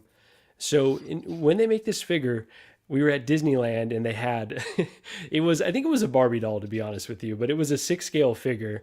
And I was talking to Gigi, like messing with her, like, should I pick this up? Should I add this? And she was like, that's just a Barbie. And I was like, okay, well, it's not too far off from what we're collecting already, but she talked me out of that one. So if Hot Toys did a proper America Chavez with the jean jacket, it would have to be sculpted hair. I know it'd be a smaller figure, like maybe like a Shuri or a little bit smaller than that. I'd consider it. I think she was just a cool enough character, and to have that representation in the collection, I'd consider it. But let's start with you, Cam. Would you pick up America Chavez? I think I probably would. I would probably wait a while until, the price probably like drops down quite a bit. But it's something that I would definitely consider. I feel like, if I got her now, this wouldn't be a pivotal time in, her being showcased in the MCU. I feel like we're going to see her in, she's always in the jean jackets, but I feel like there's going to be a better jean jacket. Does that make sense? That's right. Like, yeah. I feel like it's she might be wearing wizard robes though in the future, right? Yeah, exactly. So I feel like this is not the last or the last version of her that we're going to see. So I'm hoping, as the story goes on, the character just gets bigger, and of course she's going to grow and get taller. So that doesn't make sense, but, because she's a child now, but still, it's like, yeah, I just rather see, a different version of her, a Young Avengers version, opposed to this one in a figure-esque form. So, but it's definitely something I would consider picking up just to make the whole entire thing complete, for sure. Heck yeah. And I like that Young Avengers tie, right? You're right. This figure is definitely going to play into all the younger characters they're introducing. So well said, Cam. All right, Shane, what'd you feel about this one? Go on to Ben. No interest. Just no interest. Wow. All right. Like, come on. You knew I was going to say that. Like, it's like a movie. Sure. It's like, do I want some kid in a jacket in my collection? It just look out of place. Like, so no. Like, and again, like I thought the kid did a good job. Like, do you know what I mean? So we've already been derailed once, and I'm going to do it again. The Obi-Wan series. Spoilers for anyone who hasn't started that yet. I'm going to give you 3 seconds to click mute. Okay, 3, 2, 1. Young Leia, I absolutely despise that actress's. She seemed like a great person, but took me completely out of it. I was like, I hate that they're doing this. Her delivery is so off. She was annoying. Wrong. Didn't like. That's the thing. It's so divisive, right? You liked her? She nailed it. The kid nailed it. And I've heard a lot of takes like that where people really love it, and I'm like, I despised it. I thought it was the worst. I was surprised how much I liked it. Like the wit. It just made, for me, it made perfect sense. That's the way Leia is. Just like, she's a leader. She doesn't follow the rules. Like her checking out the aircrafts and going off into the woods. And the way she took that kid apart, that cousin, that smarmy looking. I liked that. Privileged. I I did not see that coming, Marco. You did not see that coming. I was all about that. I think the kid nailed it. Yeah. All right. Well, that's cool. I'm glad that you're enjoying it so far. But I woke up there for a few seconds. There you go. Got to get you a little worked up. All right. So Ben, back on track. America Chavez is a character that you'd have any interest in adding to the collection. So I'll quickly challenge Shane on it because he said he wouldn't bring a kid into his collection because he doesn't feel like it fits his style. But do you have a Tom Holland behiund you there anywhere? I hate to see it. Because I would say Tom Holland is pretty damn close in age to this young lady. Tom I would Holland say is over 18. I don't know. It's pretty close, but you know what? Body size wise as well. Body size, even just fitting your collection. But it's very Spider-Man. Similar. It's fair enough, Yeah, and I think that's where it comes down to, right? Does the character resonate with you? For me, she was too small of a spot in the film for it to be something that I want to add right away. I do think that they'll be able to make her really well if they go with it, especially now after I've had the Marty McFly in my collection and seeing kind of the way that they did his like jean shirt and his jean pants and stuff. Like I think that they could make this figure look really, really good. Yeah. But I'll probably wait for another representation of her. I still haven't connected with her character specifically enough to necessarily want to buy it. But I do think we're going to get obviously to see more of her down the line. And I think as she progressively gets more and more involved, her outfits will change, but she'll also resonate better with everybody. I would say, though, that I did like the actress in this film. I thought she did a really good job considering she had such a small part. It wasn't... I was worried going in that I thought her performance would just be cringy and really forced into the film, but I still liked her more than I expected I would. So, but no, I wouldn't buy this for my current collection setup anyways. Okay, cool. So it sounds like a pass for most of us, but is intriguing figure. Is she actually over 18 though? Because I think they seem to have an issue making characters who are kids. Like they never got a Jake Lloyd. You know, she could be put into that category. Maybe they'll wait until she actually is over 18. Maybe the licensing on minors is harder to acquire. I don't know. Is that a thing? Could be, and that's definitely something that's a consideration. But the fact that I saw like a doll that was, it wasn't Hot Toys quality, but it was of the same scale. I thought, okay, well, it could be in the pipeline. So that's really the reason why I've added it to the combo. But you might be right. I googled it really quick here. It says in the Multiverse of Madness she's supposed to be 14 years old. You hate to see that. But I think for Tom Holland, his homecoming, that homecoming. What year is that supposed to be in high school? Because I think we have it different here in Canada. But he had to have been only 16 when he was filming the role.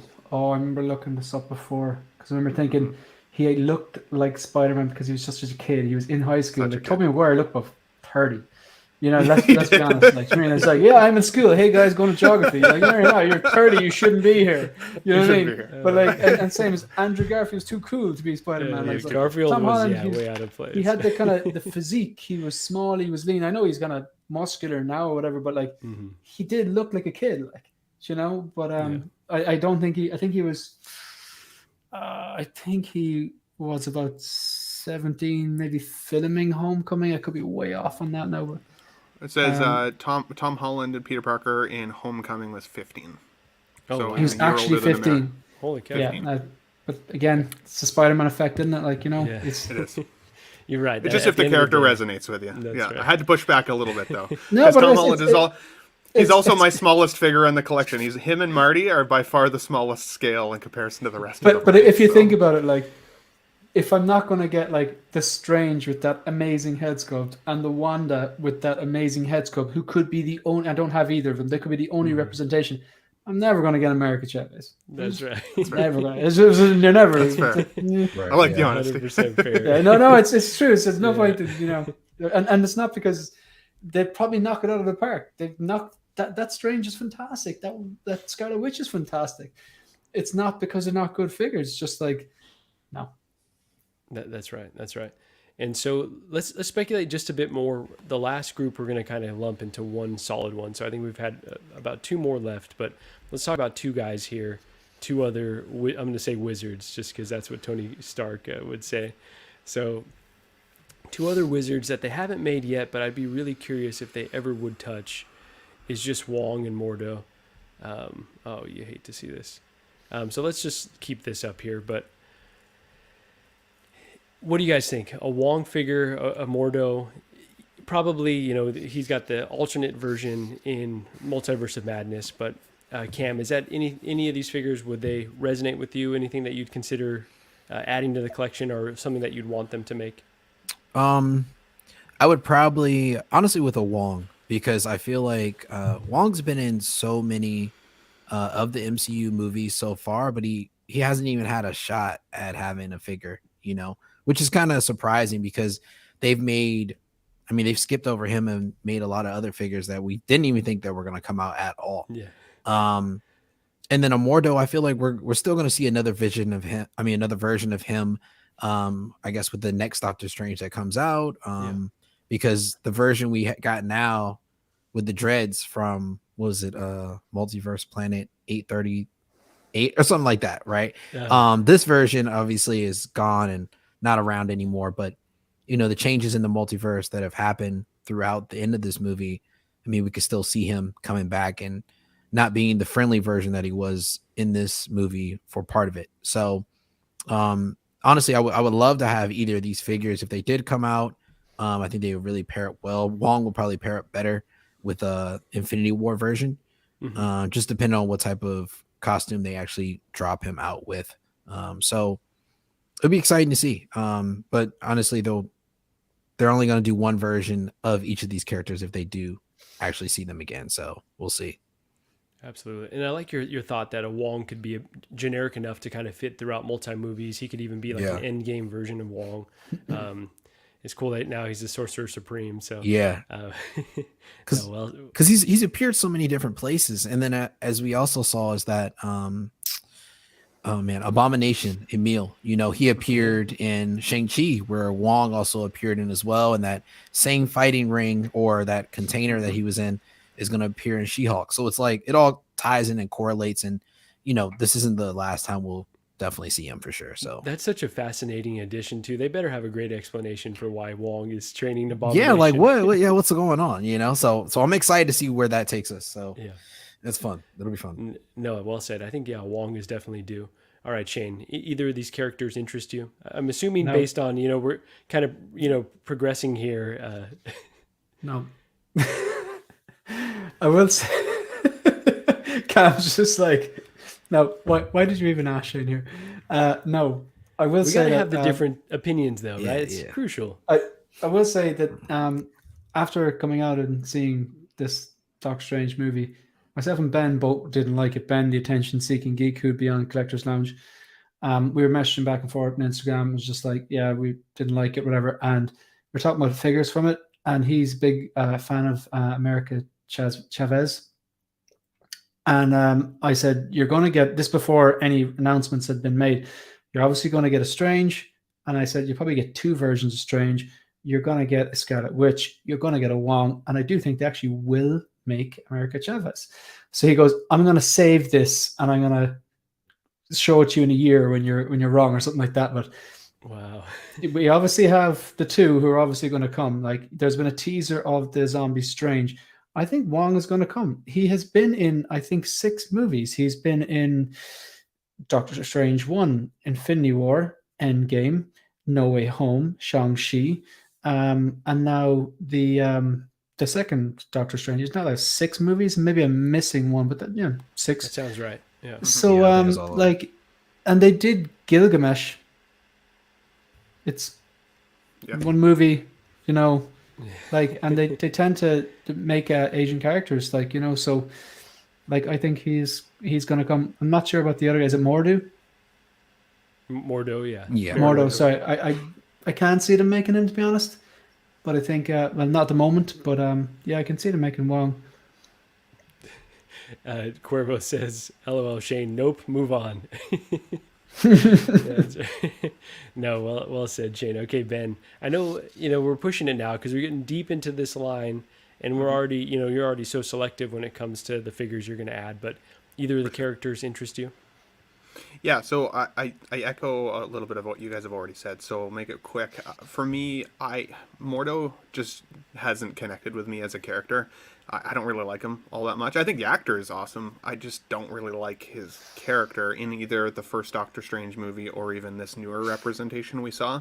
And maybe it's just because he kind of stabs the main guy in the back, right? So, he's a hard guy to like. But Wong, on the other hand, is actually really good. He's always got great comedic timing in all the appearances he's had. You're right. I looked it up before Shane was chatting there. It is 6 films that he's been in. and he's also going to be making an appearance in the She-Hulk television show, which is cool. Attorney at Law, I think it's called. So I just think that overall, I don't have enough funny characters in my collection. I have a lot of serious heroes, and I think it's really cool. I love the dynamic between Strange and Wong. So of all the side characters and stuff, you're right. I'm very strategic when it comes to what I would add in my collection, and I typically like to display one figure per shelf as kind of a very like clean look. I could totally see a Wong standing with Strange on the shelf together, just getting ready to battle. I think it would actually be a really cool display. And I know that every time I saw the figure of Wong, it would make me smile, because the guy's comedic timing is just on point. Every film and every representation that he's in. So I hope that they make both for the people who would want to be like a full collection type of collector. But overall, I would actually consider a Wong if it was released. 100%. Awesome. And you're saying his comedy, he actually sticks out for me for not even something that he said, but in Infinity War, where he just kind of disappears, and the meme they made about it, where it's like, oh, y'all going to fight Thanos? Damn, that's crazy. And then he, takes off. That's one of my favorites.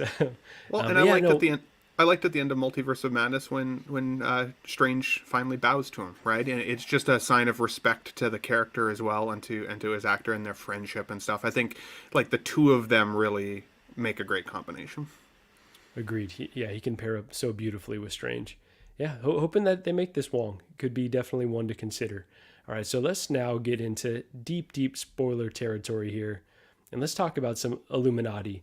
Now, I don't think they're going to go here, but some of these they could do some repaints and kind of easily, put together some of these figures. So let me not say easily, but let's talk about 4 of the main ones here, and then we'll, talk about not pictured here, but Charles Xavier. So first of all, I have to say, I got chills when they brought out Xavier in the yellow chair, had the X-Men theme, the 90s X-Men theme peppered in. One of my favorite parts of the movie. That alone, gave it a big bump in my view, I would say. So let's talk about Xavier first. I don't think they're going to go there, but would love to add him with the big yellow chair.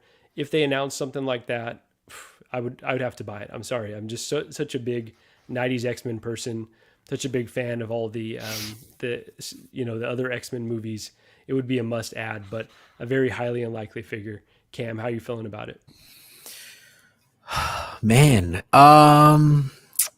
it's tough because I'm pretty sure, I'm almost positive that we're not going to see these characters as far as in the figure S form right now. Maybe later on when they come back into the universe that the MCU is living in right now.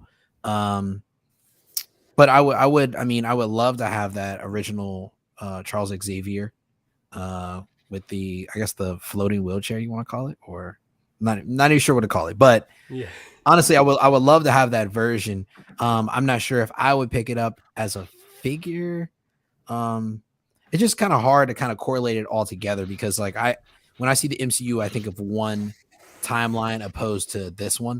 Mm-hmm. So I'd rather not mix them all up, which is kind of confusing. But I would really be excited if, once we get Fantastic Four, this is the version of Mr. Fantastic that we get. He's got to be, right? They can't just tease us with this. They can't just give us him and then be like, oh, some other dude. I mean, because they went ahead and they brought the actor that played Black Bolt from The Jump back out, So it's like, if you made all that effort to bring all these characters back, there's got to be some type of follow-up after this. So I'm excited to see where it goes. But I can't see them now releasing any of these anytime soon until another movie comes out where they can kind of dial back and add more characters into their lineup that they're going to do. Very good point. Very good point. Yeah. All right, Ben, what did you think of the Illuminati #1? And do you think they're going to make any of the figures, and would you add any of these? So this was that one of those controversial scenes that I had for me in the film, because I think what they did really intelligently with this whole scene and this group of characters is that, you know, several of these, including John Krasinski and Patrick Stewart, have been fan cast in these roles for the longest time. I mean, people have wanted to see John in as Mr. Fantastic, and of course, a return of Patrick Stewart, right, as Professor X. And so I think they did it really well in the sense that they gave us comic heads or movie fans kind of what we've been asking for, but they don't necessarily have to give it to us again now. They can kind of say, hey, we gave it to you, that's an alternate version or a universe version of those characters, there you go, you got it, now we want to cast this actor in this role. I feel like that's setting themselves up for failure, though, now that they've given us a taste. But it's been a bit of a divisive, it's been still divisive, right? People haven't liked necessarily this representation of these characters as well. Part of my issue with this scene was, you know, Mr. Fantastic is supposed to be like one of the smartest, if not the smartest, of all of the superheroes, right, in the Marvel families. And he makes some really questionably dumb moves in this movie, like immediately, that gets him killed immediately. And so for me, I'm like, well, there's no way Mr. Fantastic would make that call. There's no way he would be like, oh, you know, like Black Bolt could use his mouth to kill you in one, like it just wouldn't happen. So for me, it wasn't the representation of the character I wanted. If they made this figure based on just this movie and we didn't get a chance to see him again, I wouldn't buy it. Because to me, it didn't feel like who I want Reed Richards to be. Having said that, I did still get chills when he popped out of the portal. I thought that was chills. Really freaking cool. I did, and I loved the outfit on Mr. Fantastic. I thought that looks really, really, really good.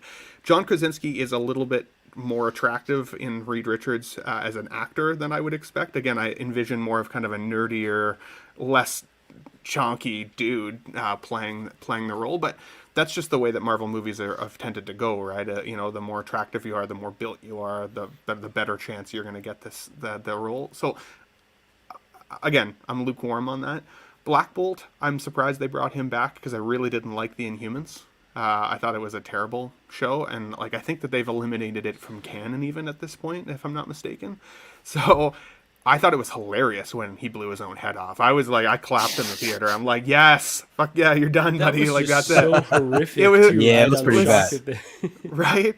Yeah. But I would say that the one complaint I had with this overall scene is like we've seen fight scenes with Captain Marvel, right, in terms of her power set. We've seen Captain America in countless movies wielding a shield and fighting the way he does, like Captain Carter does in this scene.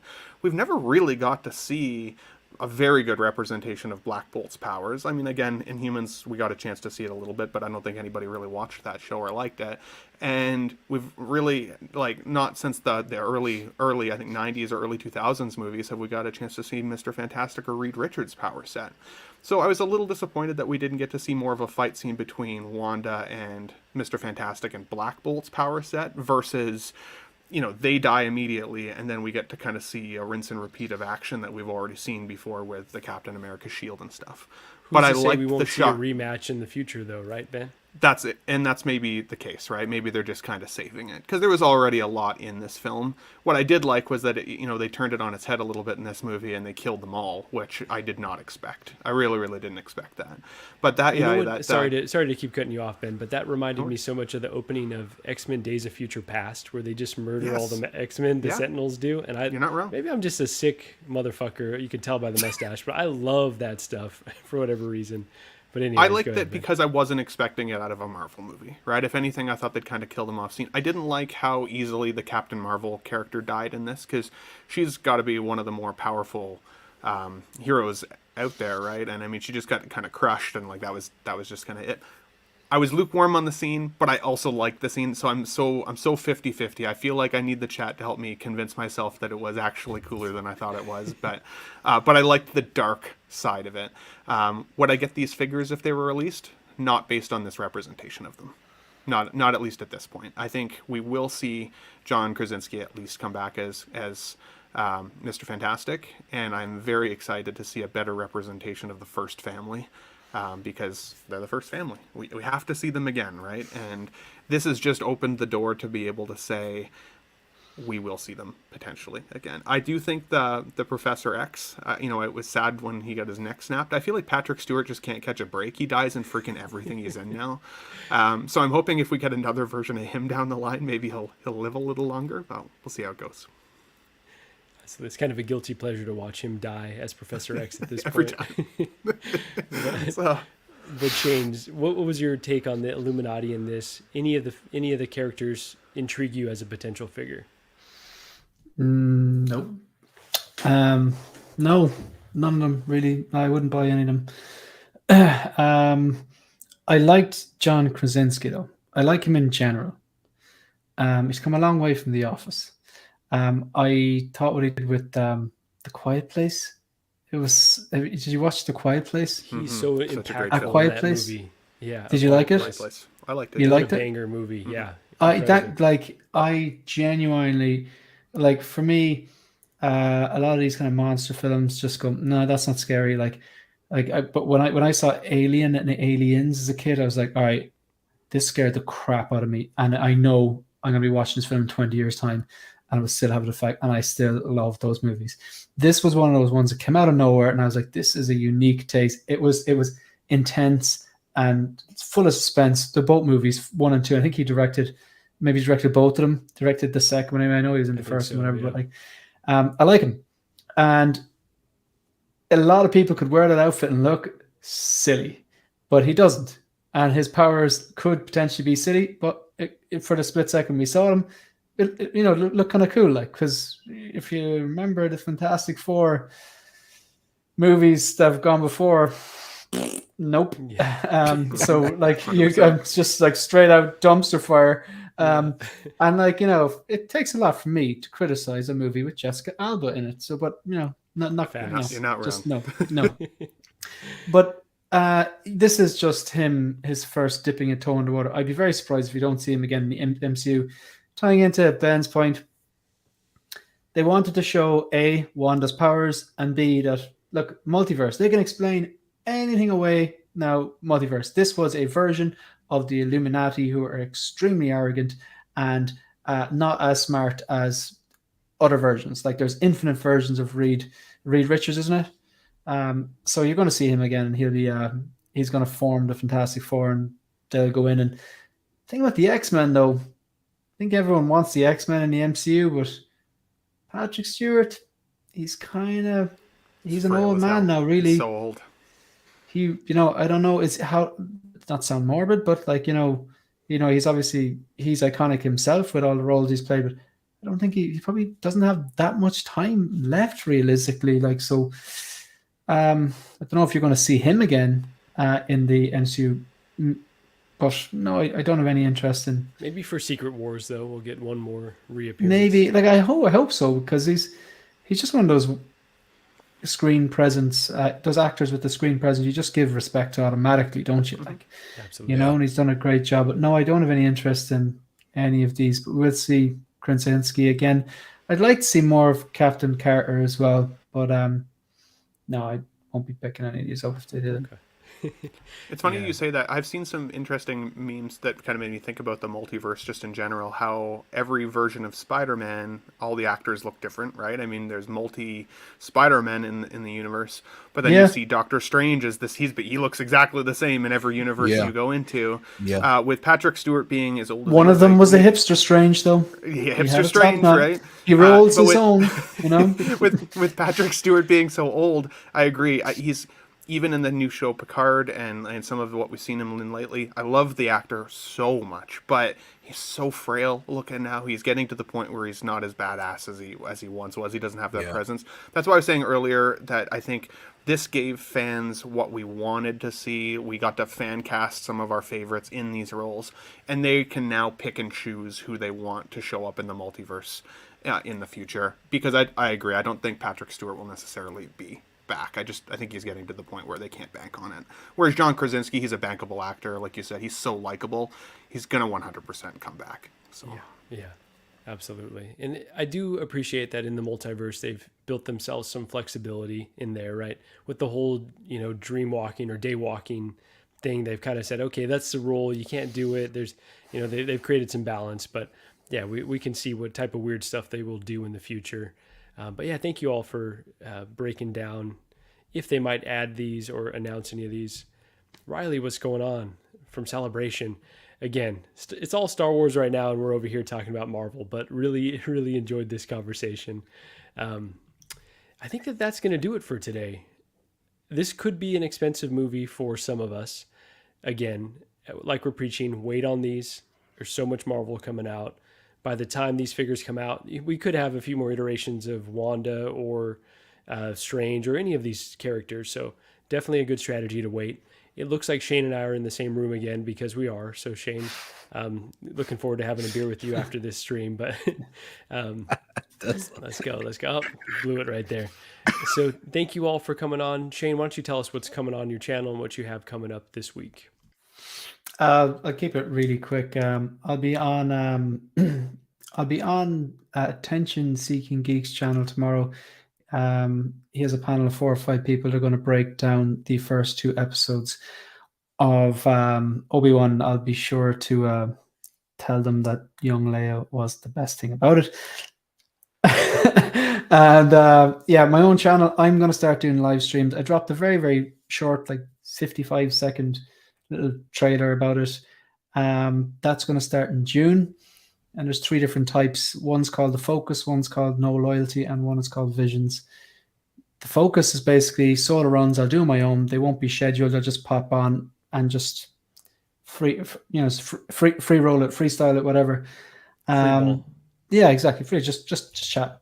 The second one is called No Loyalty. That's when I'll probably get 2 or 3 other collectors, and I'll tell you a figure beforehand, or we'll do like kind of a, maybe even we'll have a panel of we'll have 10 figures, and we'll get some to choose like 1 to 10. So I don't know the figure we're going to choose as well.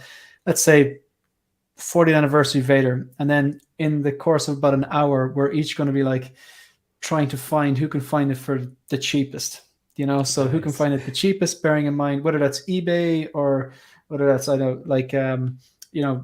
the Devil's Workshop, or maybe it's still available in Sideshow, or maybe it's on a buy-sell trade group. And the whole thing is that you find it cheapest, factoring in shipping and custom and taxes, just for a bit of fun, just to show people that you need to shop around. You need to shop around and factor in taxes, customs, right. And of course the price of the figure. And No Loyalty sponsored by Toys Wonderland. Exactly. Yeah. Well, actually, on that, I have been communicating with Lion Rock Toys. And they have, they basically reached out, and they turned up in some of my Insta lives, and they said, look, they'd be interested in working together. And long story short, I'm getting a transport trooper off them, and they kind of said, if we send you a figure, will you review it? We'll give it you for discount. And I was like, all right. They were saying they basically were explaining that they couldn't give me like a fixed discount for every one. And I was like, all right, that's fine. That's no problem. But that suits me grand, because I don't want to be tied to you. I want to be kind of pick out the cheapest figure. So what we did was I asked them what they had in stock, and I wasn't interested in much apart from the transport trooper. And I said, right, I'm going to go away and find the cheapest price. And the cheapest price, I came back to them. I said, look, I can find that here shipped for this price. Can you beat that? And they said, how does this sound? Grand. So they're going to ship that to me. It's on the way now. I'm going to do a review on that and pop up their logo and stuff like that. Could be the start of something, but I kind of told them I didn't want to be tied to anyone, because I'm not going to buy it off them unless they can order the cheapest. But from now on, if I want something, I'm going to go to them. I'm going to ask them. And if it's not cheapest, I'm still going to be the cheapest person, go to the cheapest one. I'm not going to be tied to anyone. But it seems promising. They offer free worldwide shipping. They're a Hong Kong-based reseller. Check them out if you're into it or whatever. But it's nice because I can keep my own little way of doing things. And the last one is Visions. Basically, I'll ask one of you find people onto the show, and we'll talk about how you started collecting, where it is now, and where you see it going. So it's kind of like the meme, how it started, how it's going. So because we all have that instant enthusiasm, and then we kind of realize, okay, these are expensive and you're running out of space, and how do you build that into the future? So like past, present, and future of your own collecting. So I'm looking forward to that. Thanks very much for having me. I said it multiple times. I like collecting. I like photography. I like filming and editing videos. But the best part is just chatting to other collectors around the world. Absolutely. Yeah, thank you for being on today, Shane. This was a great conversation. So, and very excited to hear all the stuff coming up on your channel. And yeah, let those folks know that I'm also interested in partnering. So give me my card. All right, Cam, thank you for being on here today, man. First time on the channel. We've got to get you and your wife, if she's interested at all, on our yeah, story. I'm pretty sure she'll have a lot to say. Yeah. So maybe don't want you and Gigi to meet though. That might be a toxic relationship. Yeah. I'll tell you, my wife is from Bolivia. So do you speak Spanish at all, Marco? Poquito. But yeah, Griselda is solo poquito español. Sí. Okay, there you go. All right, my man. But that's as far as it goes. I can say like the book is on the table and like thank you, good morning. That's about it. And then I'm like, I love it. All right, I don't know what everybody's talking about. So yeah, man, thank you again for having me on the channel. I appreciate it. This week I'll be doing a review of the Hawkeye Ronin Deluxe Pack Hot Toys figure from from Avengers Endgame. Banger figure, by the way. Thank you, man. Yeah, and then I'm also going to be doing a live stream with Loco Lou this Friday. He has the exact same figure, so he's going to keep his in a Ronin form. I'm going to keep mine in a Hawkeye form, and we're just going to review the figure on there. And then tomorrow I'm actually doing a live stream around 2:00 on my channel. I'm going to be talking about the Mark V. It's going to be called Figures on the Horizon. So that'll be our first episode of Figures on the Horizon, and we'll just talk about figures that are upcoming. So yeah, man, thank you for having me again. Appreciate it. Awesome. Great to hear. You got really cool stuff coming up, and looking forward to all of that. So thank you, bro. Yeah, thank you for being on here today. Ben, what's going on, man? Thank you for being on the channel today, and what do you have coming up? Yeah, so I've been feeling super fortunate because I get to meet all you guys through joining everybody's live streams all the time. Cam's Collection, very nice to meet you for the first time, and always good to see Shane again. And thanks for having me back, Marco. I always appreciate it. I know Gigi is way prettier and more spunky than I am, but when I get to be a co-host, it's super awesome. So for me, my channel is called the Ben Thomas Show. This week I'll be getting a video out on the XO6 Lieutenant Commander Data from First Contact. So anybody who's a Star Trek fan, definitely check that out if you haven't had a chance to see that up close, because I'm very excited about that guy. And I just had put out a Marty McFly video as well.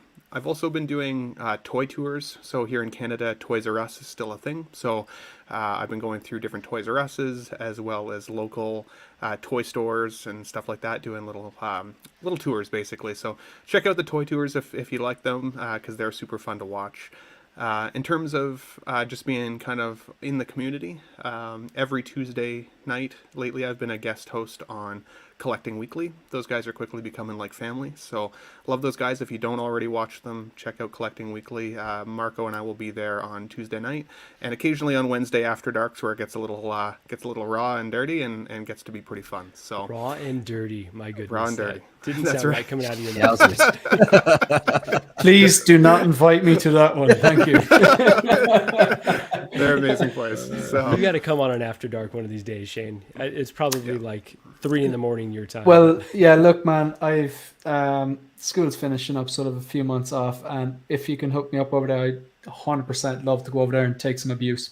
There we go. Love it. And give a bit too. Perfect. But yeah, and then if you guys ever need an extra host, let me know. Shane especially, and Cam, love to stream with you guys again 100%. So yeah, definitely. Cool. Awesome. So yeah, for us coming up, Gigi and I will be doing another episode of the podcast. I just wanted to thank you all, the panel, thank everyone in the chat, and also mention that I'll be on 6 Scale Reviews tomorrow. I think it's going to be about 3:30 Pacific time, so it'll be a bit earlier of a stream over there with Dan and Dre, and then also Mario El Profesoro. And then also I'll be on Collecting Weekly on Tuesday. So yeah, busy streaming per usual. Looking forward to our next episode of the pod where we can talk about the Wanda figure. We want to talk about Lord of the Rings. You know, Gigi recently watched the trilogy, and we're going to dive into The Hobbit. Zach, the Oxfather, sent me over this 4-hour edit of it, so we've been meaning to start that. And also want to get her take on this rooted InArt Gandalf figure. So we haven't even talked about it in real life. She said save it for the podcast, so we'll be talking about it then. But yeah, that is it. Really enjoyed this conversation today. Thank you all for being on here one more time. And Ben, if you wouldn't mind leading us out. I know Dean's going to come after you. Gigi's already allowed it, so lead us out. Only because Gigi said it. There we go. Bye.